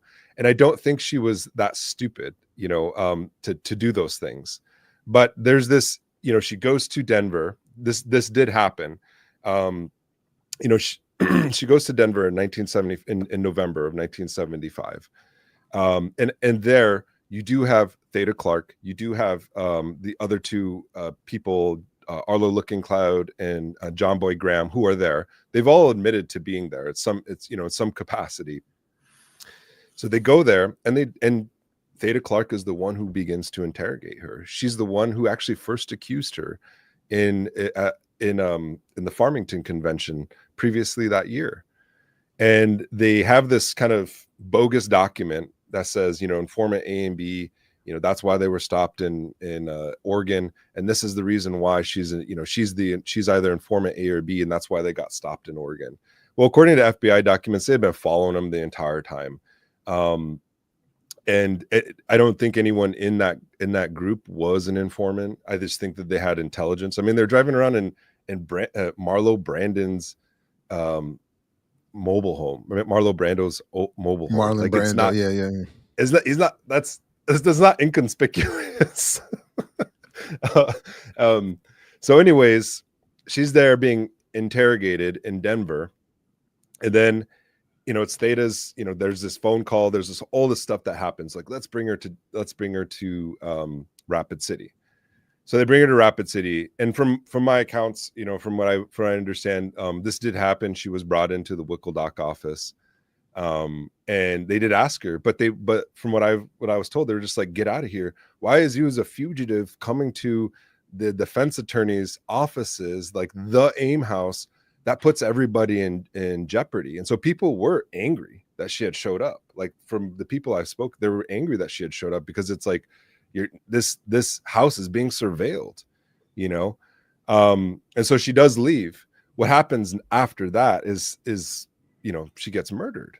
But the crucial point here is that in December 1975, December 19th to be precise, an FBI informant in Denver notifies his handler in what are called, these 302 reports, that Anime Aquash was murdered the week prior after being held in Denver, and she was murdered by Theta Clark, John Boy Graham, and Arlo Looking Cloud. That doesn't come up in the documentary at all. I'm not some kind of like genius researcher, I got this secret FBI document. This has been out in the public since at least 2011 that this was known. But this FBI informant lets the FBI know this person was killed. This is who did it. This is when it happened. So why did it take until February of the next, or actually March of the next year, so December to March, for them to identify the body? And when they showed up on scene, I thought that was a masterful reconstruction, just a pure fabrication. When they showed up and they were like, oh, it's, we found this person who was thrown off on the side of the road. And it was just, it was just exposure. If it was just an exposure death, if it was just another dead Indian, is basically what they were trying to say, then why would David Price, why would Bob Ecafee, why would all of these agencies be out on that scene, right? And remember, David Price even admits in that interview that he said, yeah, I was looking for her. So he knew what she looked like. He had a profile. You even look at the description of his FBI reports of what Anime Aquash looked like, and it noted, it detailed her jewelry, and that jewelry that is a key piece throughout the entire film. And he couldn't identify her at the crime scene, and then they put her off. Oh, go ahead. Well, I just want to clarify, because in the documentary, in the series, we're shown Looking Cloud, Theta, and the third, I forget the third, John Graham. Theta and John Graham. They are all named, identified as having likely been the killers. Exactly. Theta, I think, is she herself killed, or no, she's never charged? I can't remember what the text said, but I just want you to clarify that that we're shown that they're the alleged killers, but we're never shown this point that you're making about the FBI document revealing the names months earlier, and that the FBI, as I'm hearing your point, the FBI is the source for the claim that these are the killers. Yeah. Am I hearing you? Yeah. Okay. That's correct. Okay. This informant, who actually the informant was actually the intimate partner of the person whose house they were being held at in Denver. I think that's important to point out. And I also think it's important to point out that the theory of the case is that it wasn't just Theta Clark who, got a hair up her butt and decided to kill this person. It was an orchestrated conspiracy by AIM leadership to have her assassinated. That's right. That's the theory of the case, right? And then we're shown all of the AIM leadership: Russell Means, Dennis Banks, John Trudell, Belcourt. They're all either I don't know, or that one did it, or they might have been involved. Or I don't, it was a whole bunch of finger pointing or non-acceptance of involvement. Just okay. Sorry. Thank you. Go ahead.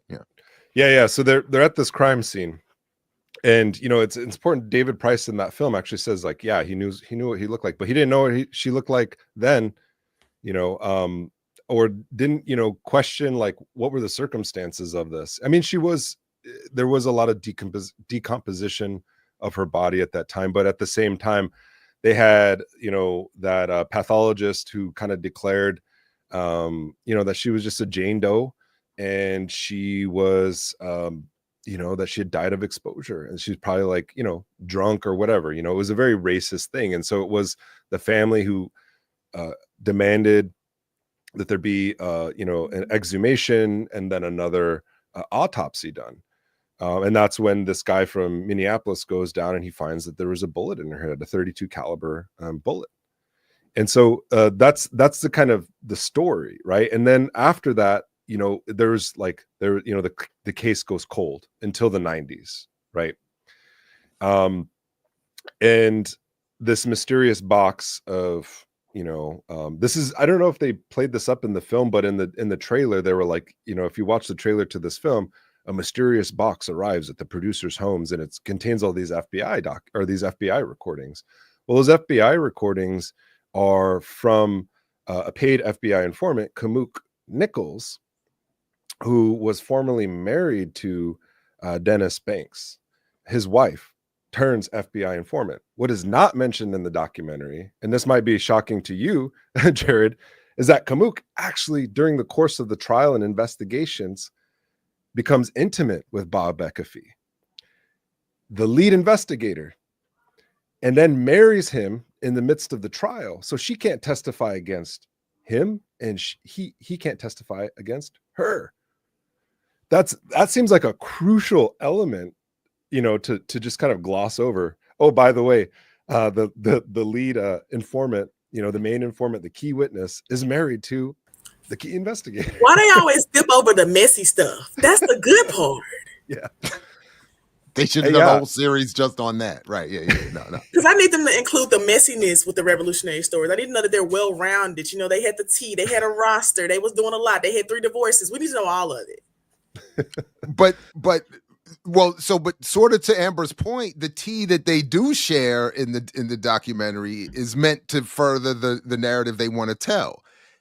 So they do get into anime had relationships with this one, with that one. So and so was mad that her ex was mad that she moved on to Dennis Banks. That was there was some of that in there, but it's all sort of to push the narrative that basically AIM and the Native community is a mess, and has nothing to do with the context of what the state has been doing. It's just these folks are a mess. The FBI is doing the best they can, with the help of these good informants and firsts to prosecute and all this, So yeah, but that would have been an interesting detail to include if they were wanting any sort of honesty. Yeah. All right. So in the course of the trials, I mean, it's important to point out that there was no physical evidence that tied any of these people to the actual murder. It was all just he said, she said kind of thing. And the main she said was Kamuk testifying against her former comrades and, her former husband. Which seemed, that's a huge betrayal, I think. And I think that really blew people's mind at that time. And I think Leonard Peltier even said it's like getting stabbed in the heart, and it's also, I think, just to point out that, to refocus a little bit. So Theda Clark is the main conspirator, according to this, the state's theory of the case. But they spend the state and these documentary filmmakers spend almost no time talking about her, which I thought was kind of fascinating. It's all the men, the men who orchestrated everything, but the leadership at that time, the male leadership at that time, couldn't even be in a room together. There was so much differences and conflict among them, right? That this idea that they all sat in a room and were press the button, so to speak, to carry out this hit. This doesn't make any sense. And they would probably, if they were alive today, they would probably all say that, but because they always trying to erase where women were in the movement, that we were actually in charge. That's another important element here. And I think reading these documents and reading the narrative that the FBI puts out, the FBI was obsessed with the men. Like they you look at these documents. I even looked at some of the surveillance photographs. A lot of these press people that were going in, FBI, BIA would pay them for their B-rolls. And so you would get that. And that's how they would make identifications. But there were so many women there. There were so many children there. It was like, as was told to me by, Madonna Thunderhawk, AIM was a movement of families, right? It wasn't just a bunch of dudes, what is kind of portrayed in this film. It was a movement of families. But the media and the FBI chose the leadership. They chose the spokespeople. And when this crackdown happened after Wounded Knee, they weren't really interested in what the women were doing. It was completely invisible to them. So they kept the movement going. Parts of the movement did go underground, but just because, Dennis Banks was, on the run, or Leonard Peltier, or Russell Means, whoever was on the run, didn't mean that the schools shut down, that the community programs went away, that the organizing just stopped. The women just continued it. They even formed an organization called Women of All Red Nations, which was, the indigenous women's movement within the American Indian movement. They went to the United Nations in 1975. They were touring. They were going to Beirut. They were going to, Palestine. They were going to the Soviet Union in the 80s. They were connecting with the Sandinistas in the 80s. They were still a vibrant movement. But according to this narrative, they fell from grace. The men, got too drunk on their power, too obsessed with their own images, and it completely erases what comes after. So it's destroyed the legacy of the American Indian movement. It's reframed it as something that can be reduced to personalities, right? And that's the intent of, that's the effect, if not the intent of what the FBI did. Even what's also not addressed at all in this film is the brutality that the FBI went through to threaten and to coerce Native women to turn against their own people. Like Jean Roach is featured in this film, and I don't want to speak on her behalf, but she was, I trust Jean, and she was she was 14 years old at the time of the shootout in Oglala. This is her story to tell, by the way. If you ever want to have her on the podcast or your show, she would be a great person to interview. And she was 14 years old, and she refused to testify at a grand jury. She was 14 years old. They threatened her. They threatened to, threaten her mother, threaten her family. They went after a child, 14 years old. And a lot of those people at that camp at Oglala they were young people. It wasn't some the oldest people were Dino Butler, Bob Robidoux, and Leonard Peltier. The rest of them were effectively kids. And so they paint them off as this militant revolutionary organization, blah, blah, blah, blah, blah, but they're really just attacking kids. And so what does that say about the FBI? And Myrtle Poorbear, this woman who had severe mental health issues, they threatened to take away her children. David Price, the guy who was featured in this film, threatened to take away her children, coerced her to testify, against key AIM leadership, to testify against, Leonard Peltier. She later retracted that, but that was after the immense amount of threats that they put on her, threatened to kill her. They even, according to her, showed her photos of Anime Aquash's dead body and said, this could happen to you if you don't cooperate. And so somehow these people, there's this other element here there's two things that I know we're running out of time, but there's two elements that I want to talk about. One is the very plausible reality that Theda Clark was an FBI informant. And the second one is to talk about this idea of murdered missing Indigenous women, this movement that has sprung up. And it really kind of launched as a campaign in the 90s, around the time this investigation was restarted and reignited, and how the murder of Anime Aquash has been taken up by the FBI. The FBI, the very perpetrators of violence against Indigenous women at this time, are now the arbiters of justice for these women. And to go back to Pine Ridge, the Pine Ridge reservation, the Oglala Sioux tribe sued the FBI recently, sued the Department of Justice, because there were so many unsolved murders, unsolved rapes, unsolved cases of violence against indigenous women, because even though there was a large influx of federal dollars for policing, these crimes were not being solved. So it begs the question, what is the purpose of the FBI in this scenario? According to our jurisdiction as Indian reservations, they're considered federal jurisdiction. So the FBI has supreme jurisdiction. They're the ones who are in charge of investigating major crimes such as murder and rape. But what we've seen them do is just become essentially a colonial police force that is meant to destroy our political movements. They've attempted to destroy the American Indian movement. Last thing I want to say, if there are any more questions, is that there have been credible accusations from leaders themselves, people who are not in this film, people who are on the ground. There's a man named Ernesto Vigil. He was a Chicano organizer in Denver at the time. I listened to a podcast he did with just randomly. He was part of the Crusade for Justice, and he kind of laid out the details of the case. And at that time, I was researching the details of the case, and he plugged in some key questions that I had that just didn't add up, because I was sitting there holding this FBI document that said they knew who killed her in December 1975. Like, why is it not coming out until the 90s and the early 2000s that people get charged? And why is the person who's named in this document, or according to the state's theory of the case, the main perpetrator, never brought to trial? Why is there no focus on this? Those are like legitimate questions, that haven't been answered. This film does not answer those questions. And in fact, it obscures them.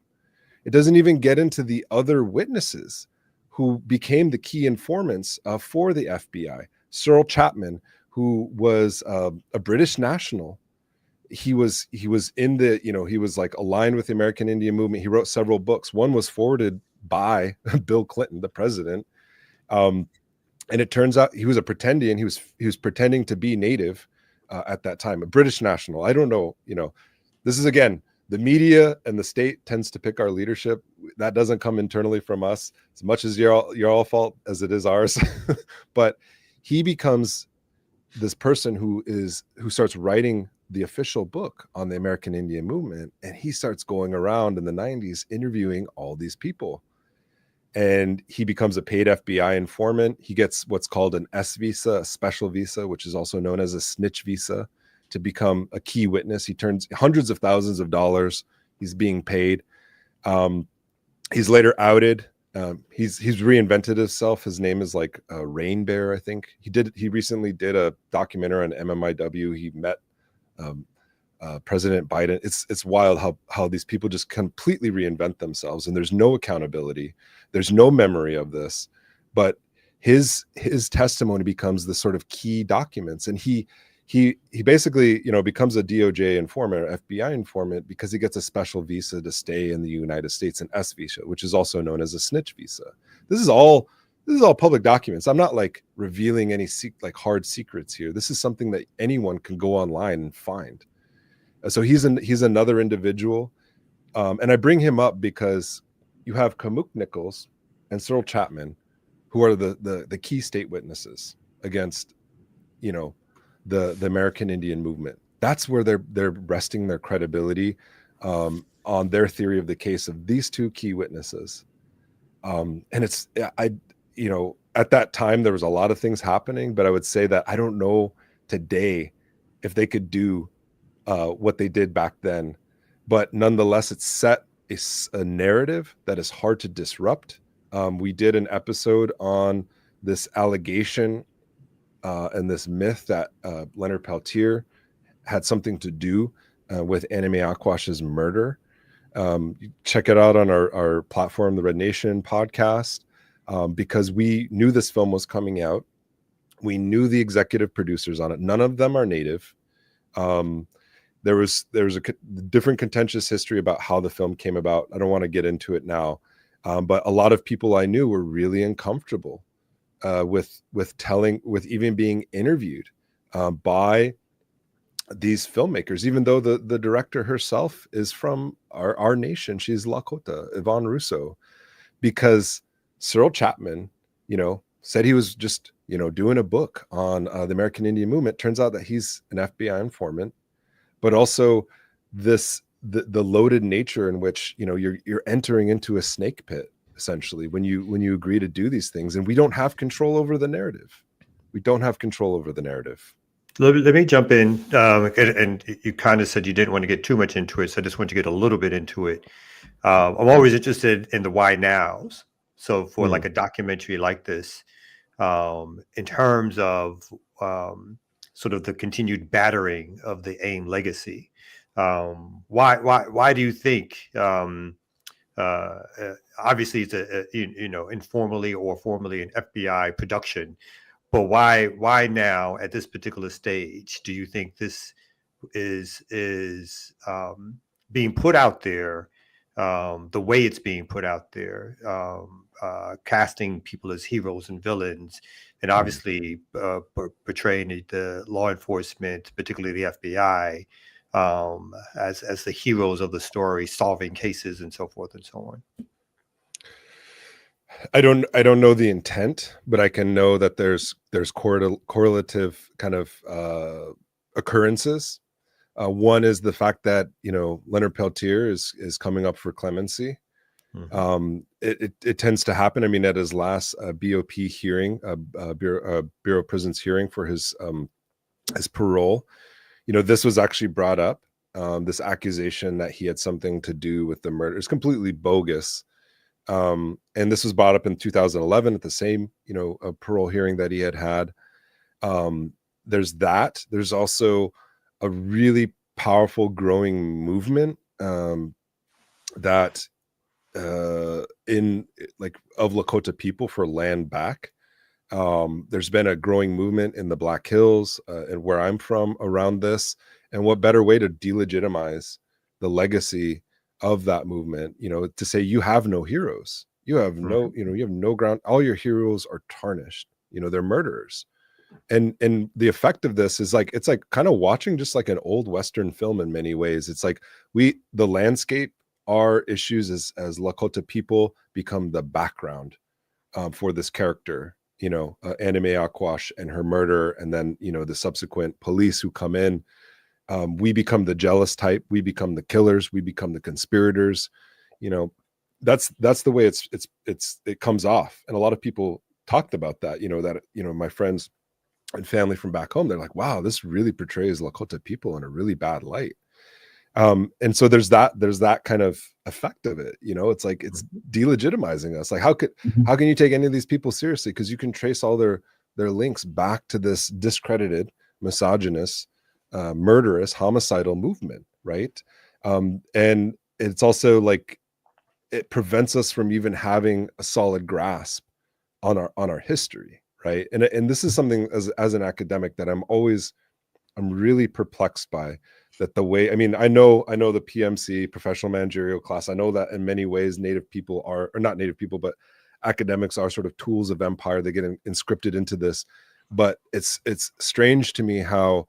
It's not strange, but it's always surprising to me how this critical thinking faculty can be turned off when we say, the leadership is misogynist, because then it reduces everything that AIM did. And a lot of the people they interviewed who were making these accusations were not even part of the movement. Some of them, Joy Harjo is the poet laureate, was the poet laureate of the United States. And she's making some pretty heavy accusations against the American Indian movement. And that might have to do with the fact that she knowingly crossed the BDS picket line. She's been called out by Native activists left and right for her Zionist tendencies. And AIM was anti-Zionist. AIM was anti-imperialist. They left that out of her lower third, by the way, when you watch the film. So I wanted to lemon pepper cauliflower back off of Kamal, but so we talked about this before with Jared and a few other people in terms of how once something get popular, the film industry comes and like make sure that you look at it this way. And I don't know if it's like FBI, CIA doing it, or the creatives are seeing something popular happen and they like, oh, I should probably tell a story and try to sell it. But what I was looking at was this this thing that was published in 2018, and you see a supposedly former supporter of Leonard Peltier now saying why I no longer support him, and then it goes into like the conversation around being more lenient or being in more support of Annie Mae's family. But then there's some comment down here that I wonder if any of these have accuracy. But this person was the only person who was kind of like, all right, this letter is bullshit, and then they went into like why it was false. But I wonder if this lady has something to do with it, or were there like very popular people who also was kind of flipping with Leonard Peltier that probably helped with this film. I haven't seen the film yet. I'm gonna watch it now, but I wonder if you can get into like maybe some of the people behind it. Some of the people behind the film, yeah. I mean, according to like Paul Demain, who's the main journalist, which by the way, I have this. I don't know if I brought this book, but these cops, they know. I mean, to the credit of publisher and corporate publishers, these publishers don't want to publish these police books, but I find them because they self-publish them on Amazon. Don't pick this up. Don't read this book. But this is Abe Alonso's, like, basically his case files. It's this total like narcissistic, self-aggrandizing thing, and in this he admits that he and Paul Demain were working hand in hand. So you have a journalist, a native journalist, who's completely, discredit. I mean, we make this comment all the time, like, oh, journalists, are just the stenographers of empire. But it's like literally in here. It's in this book, and it's in this book, which is written by Joe Trimbach, which is the American Indian Mafia. And all you have to do is just look at who blurbed the book. You have Oliver North. And Paul Demain. And it says in here that the Richard Tuwelk, who is also featured in the film, wrote the introduction to this book. So these are the characters who are considered the experts. Richard Tuwelk in this film, he's also one of those people, as you said, Geechee, that who was like, I'm an AIM diehard. And then like after Anime, I came to God, like I felt like this was something that I couldn't stand for anymore. And so then he becomes a sellout. He becomes an informant, essentially. That's a kind of like the narrative that they also, it's kind of in the film. Paul Demain kind of does this with Arlo, or excuse me, Richard Tuwelk does this with Arlo to say like he was the only person who has any kind of redemptive capacity, or it should be redeemed, because he was the one who came forward. He stepped forward and said, I was one of her killers. And it's sad because, it portrays this thing where it's like all of a sudden, there's these people who turn, like this person you're talking about on here, and their stories become centered, right? Never the people who were there, the people who were actually there, who witnessed this thing happen in real time, are still alive. I've interviewed many of them, and they've told me, I've tried to talk to people about this, but nobody will listen. They're not the stories that people want to hear. These are from people, like this. The sad thing about the AIM legacy and the industry around the Red Power movement is that it's also kind of created a bubble about who was actually involved. And many of the people that I've interviewed, just sort of foot soldiers of AIM, whether they're men, women, children, they have a much different story to tell, and how things went down. And those stories, like what you're pointing out, those stories make great headlines and clickbait. And if you only have to look during the time of the trials to see a lot of these think pieces out. Paul Demain wrote this whole thing about why I no longer, that was his kind of story arc too. He's like, I was, once a supporter of Leonard Peltier, and now I can no longer support him because of what I know. Leonard Peltier actually sued Paul Demain and said, it's liable for you to make an accusation that I had something to do with the murder of Anime Aquash. And guess what? He won that libel suit. So it's a libelous claim, according to even this colonial court system to even make that accusation, right? But Leonard Peltier doesn't have the resources, nor the time, nor the will to go around just suing people, making these accusations. But then once that's done legally, then how could the documentary get away legally without including reference to that as they're allowing accusations of him to go off? By the way, to your previous point about who's still here, I said the same thing as I'm watching on the at one point they make reference to this, and then the text on the screen says something to the effect, by such and such a date, all of these leaders from AIM have died. Mm-hmm. Trudell, Bellancourt, Means, and I'm like, Leonard's still here. I was like, you name checked him, you drag his ass in the documentary for 5 good minutes. He's still here. You could have, but they don't do that. Then they also don't make reference to what you just said about this libelous case. So it brings me back to that initial question. Then how would they even? I mean, I get it. I get it. But legally speaking, there should have been some question about that inclusion in the documentary. If they don't even make reference to the fact that he's won a case on this claim. But yeah, I know. I mean, he's a man in prison who's had all his rights taken away. So what does it mean? You can just dump more shit on? Excuse my language, but you can just dump more shit on him. Yeah. You can cuss. Kamal's kid is gone now. Yeah, Kamal took his kids. Yeah, Kamal left with the baby. So, listen, I know we're relatively speaking, technically we're out of time. But although there's no official rule here about that, but to just be mindful of your time and everyone else's, I'll at least give you a chance to if there's any pressing questions from my comrades on screen, or if there's anything you wanted to make sure you left us with before we officially wrap.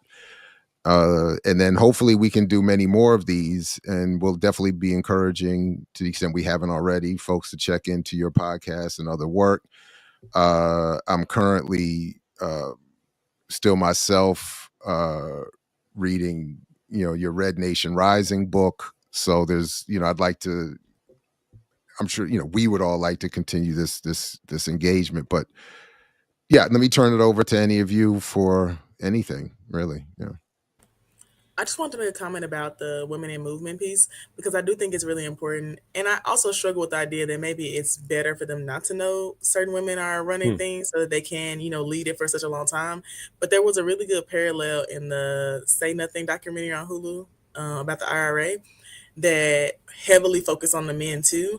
And they were using women for like strategy and policy stuff and figuring out stuff in the background, but no one ever suspected them of anything because they were always focused on the men. Say Nothing is great. I don't know. I can't vouch for its history. I don't know the history well enough to vouch for it, but I will say the series was great, and the questions and topics, even to Amber's point there, that you are invited to consider as a viewer is just delicious. So I would recommend you take some time and then maybe we could, do a part 2 with a comparison discussion. I did fact check a lot of the stuff. It took me a very long time to watch it because I tend to stop watching stuff. So I would stop it and like look up all the stuff about what they were saying. They really did call them the Sisters of Terror. They really did do all those things, like the hunger strike. They did all of that. And I think that there's just so much to learn about that type of movement, like the way that literally no one ever would say anything, and they were able to go for so long without them even knowing what they looked like. Like that's a real, actual, powerful movement that we don't have the type of like dedication to currently. Mainly because everybody want to be a celebrity activist on Instagram. So that's yeah. Go ahead, Nick, or yeah.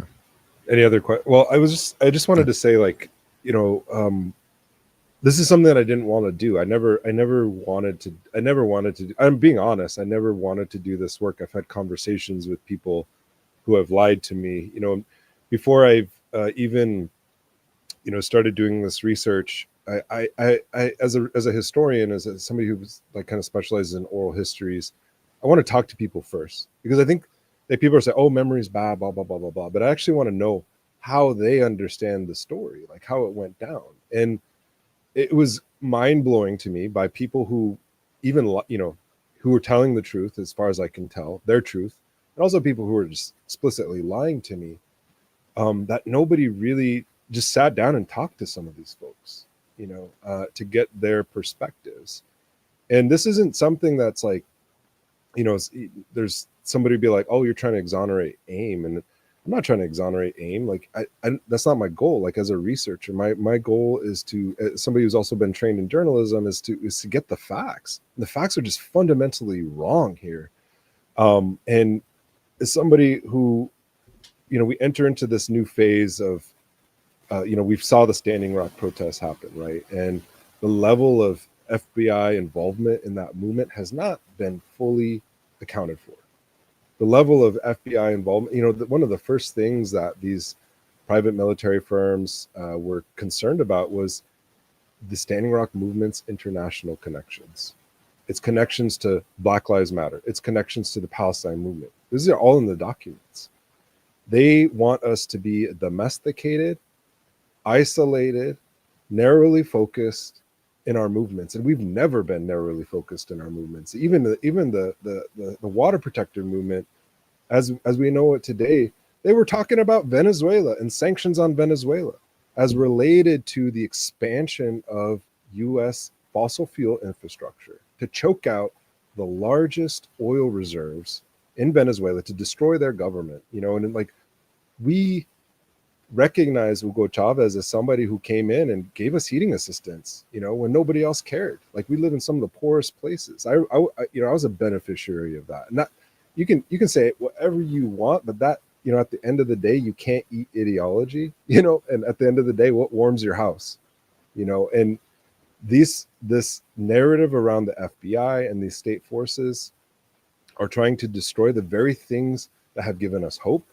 that have moved history forward, that have provided opportunities and possibilities for us to kind of break these chains and these shackles and these things that have confined us. But for some reason, as somebody who's been involved in the movement, like, I think I take, and I was reading some of Jared's work actually, and before he came on the show, and it's like, this project, the decolonization, like, I think it becomes like a buzzword, right? There's probably a documentary on that now that's like all like, about self-healing and stuff like that. But our minds are so colonized to the point that we can't actually imagine something, in the past or in the present or in the future that is outside of these conditions, right? And I think that's incredibly powerful, to the point we're believing the FBI, that we've internalized that narrative about ourselves, that we are misogynists, that we are killers, that are that we cannot have heroes. We cannot have a revolutionary past or a revolutionary present or a revolutionary future. And to me, that's the first thing. That's what colonization is about. It's not just about colonizing the land. It's about taking away the sense of a future, right? And how do you do that? You destroy the past. And I think that's what this documentary does. It's the effect. It may not be the intention, but it's the effect of it. It completely obscures and obfuscates the very issues that the people at that time period were fighting for, and even distorts the figure of Anime Aquash. She was somebody who was ride or die AIM at the end of the day. And we talk about this in the podcast episode we did, and everyone I've talked to had immense amount of respect for her as somebody who was, who was diehard, who would give her life. And it's sad to me. It's really sad for her children. I feel for them. Like, I don't know what it's like to grow up that way, but the person that they're trying to honor in that film is not the person who she actually was. She was. Sorry, no, go ahead. Finish. Sorry. No. And I'll just quote Hank Adams, who is somebody, he's an interesting figure at that time period. He was not entirely 100% AIM, but he was down for the Red Power movement. He was militant in his own ways, had his own faults, but he said Anime's ways were AIM's ways, good or bad. And he's somebody who knew her. And I think we have to wrestle with that fact. You can't just refashion her as some kind of martyr at the end of the day. You can't refashion her as somebody who was the victim of the very people who she was laying down her life for, right? Because that's not what happened. So that, again, that's a powerful point that you're making there. Well, several of them, but one. So I just want to. So how would you recommend that those of us less familiar with these issues and these people view her and then AIM? Are you so the claim that she?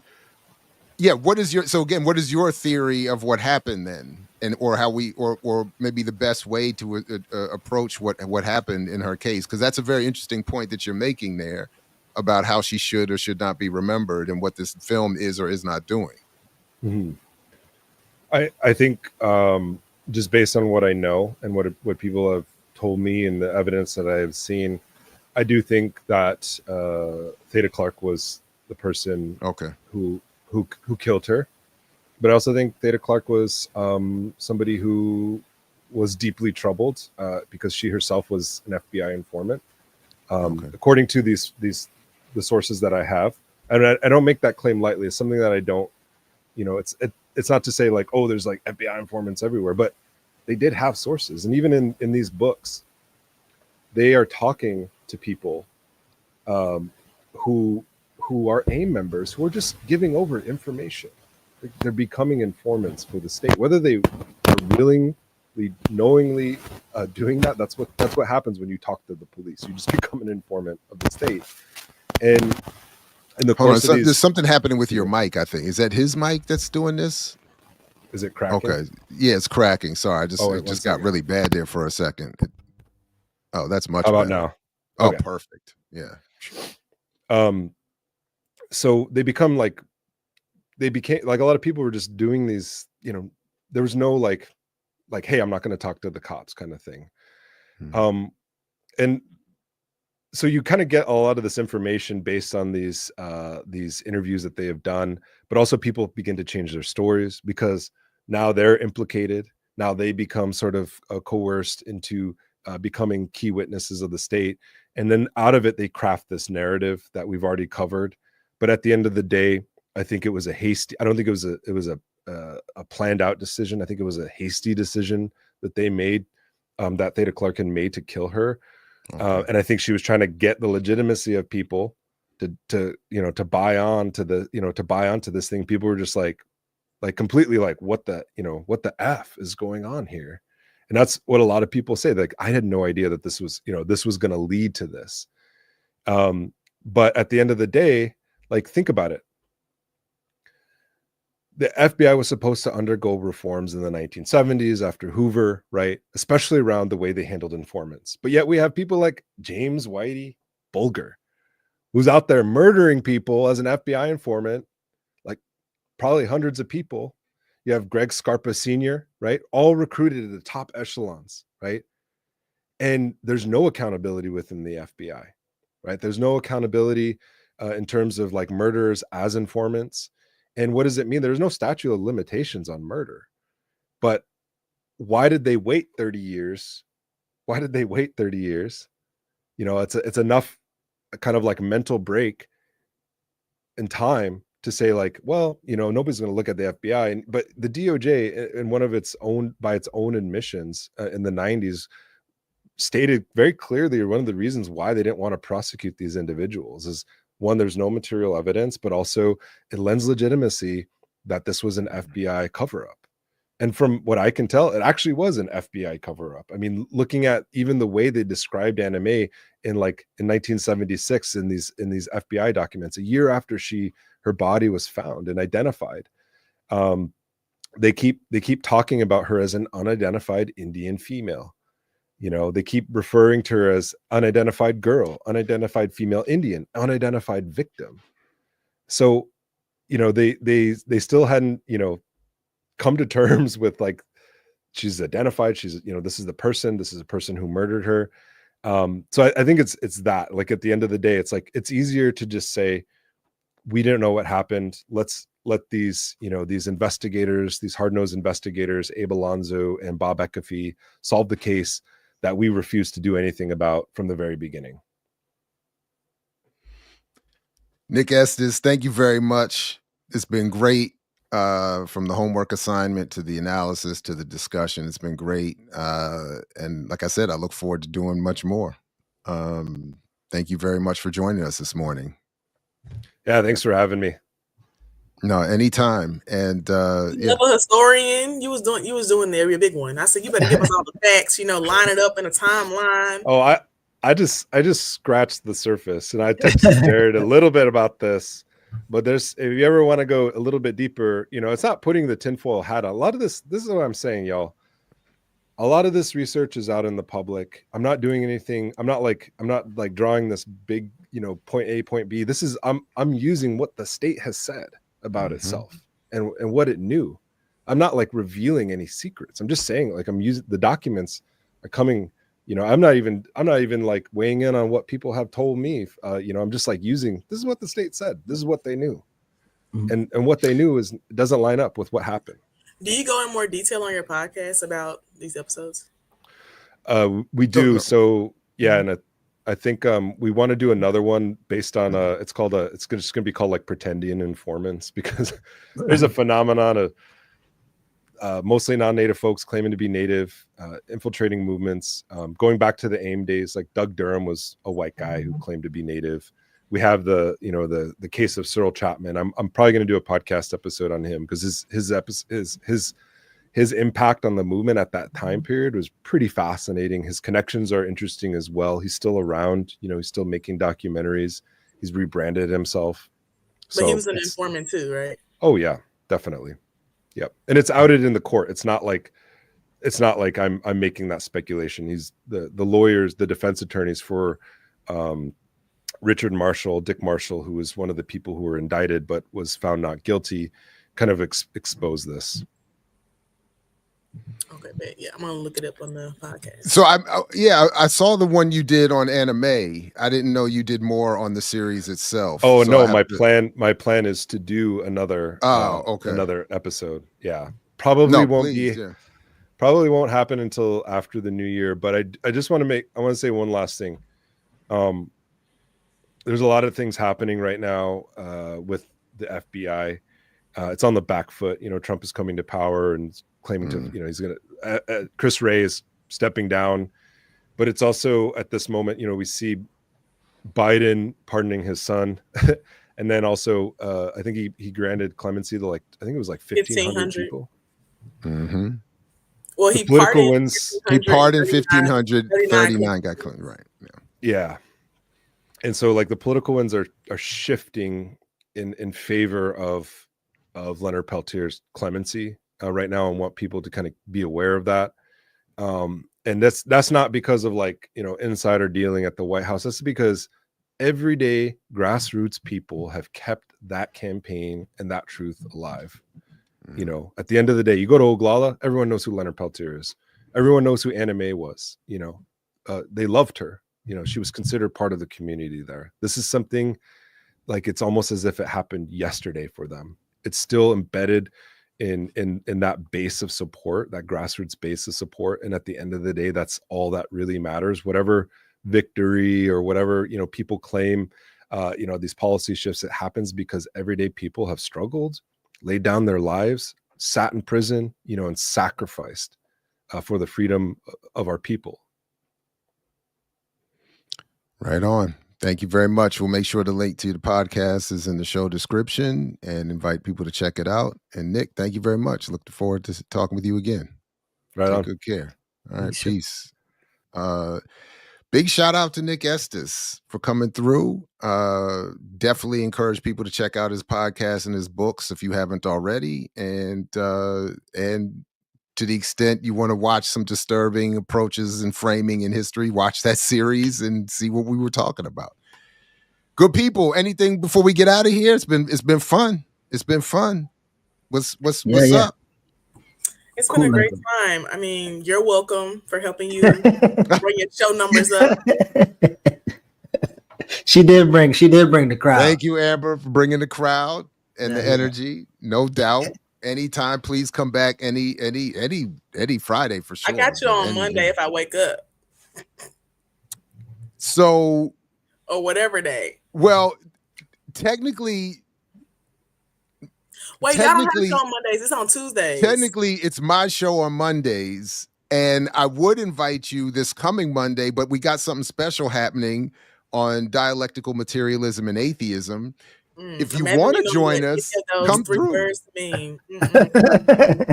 Well, I'm mashing it together based and Josh Ingram's going to be featured on that one. But if you want, you would be welcome to join us. Either of you would be welcome to join us. I have interesting viewpoints about atheism, so I don't. If I wake up, I don't mind. But the issue is that I'm in a different time zone, and this show be early as hell for me. Yeah. So in any other time, and tonight, if folks, I think is We Are Darker Than Blue going to be on tonight? I can't remember the schedule now.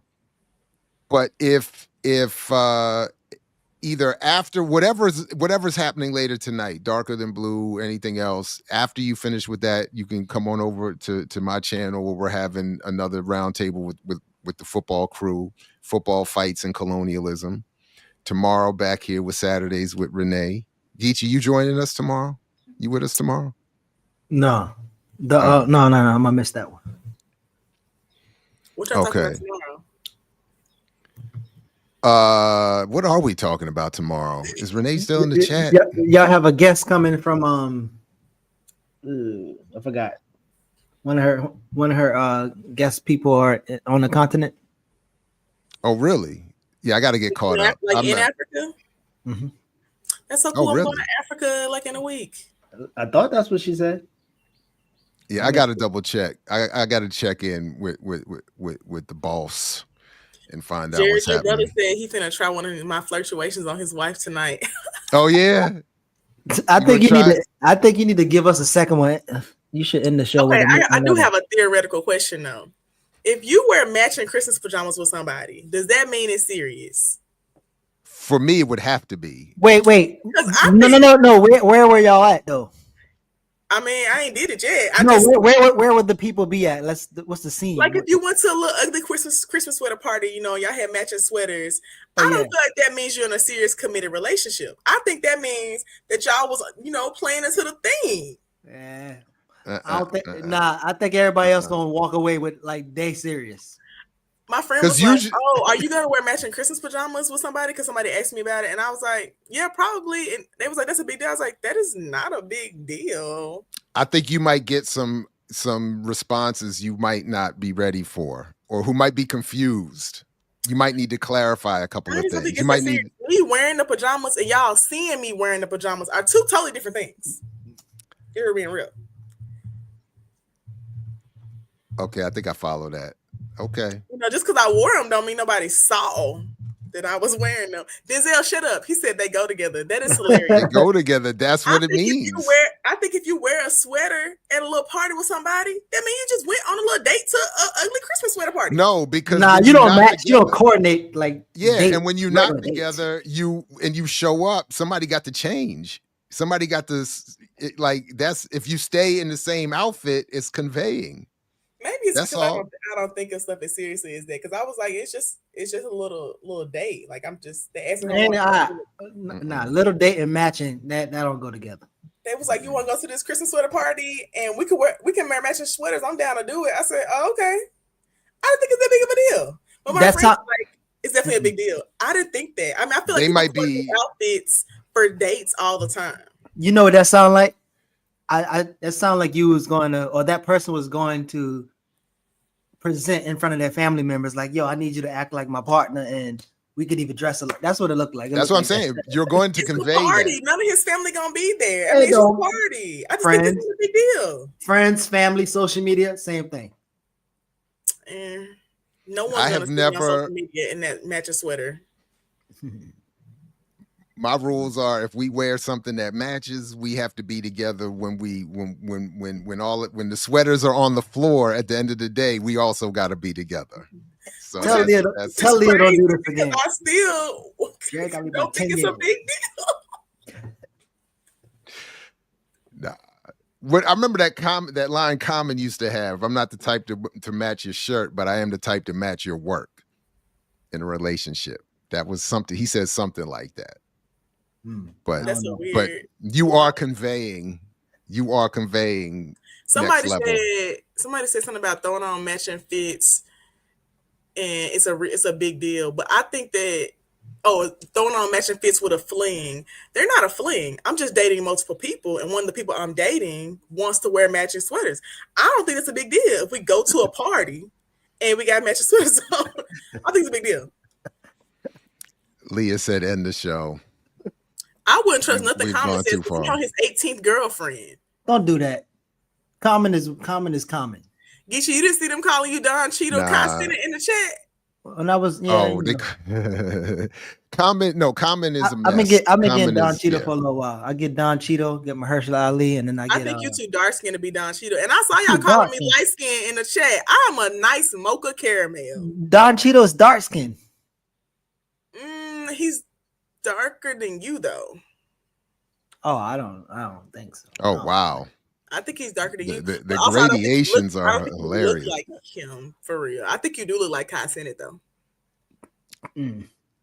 Well, I've been man. recently All hearing right. of Kai Sennett, Mahershala Ali, Don Cheeto, and I could see the Ali guy. I could see that. All right, y'all. Peace. about to If you're pull up. willing to fight for it, I'm pulling the ear doctor. Thanks, everybody. Like, share, subscribe. Let us back in. Black Liberation. Peace, y'all. Let us back in. Thanks, Amber. Thanks, Geechee. Thanks, Nick All right, Estes. See y'all later. Peace.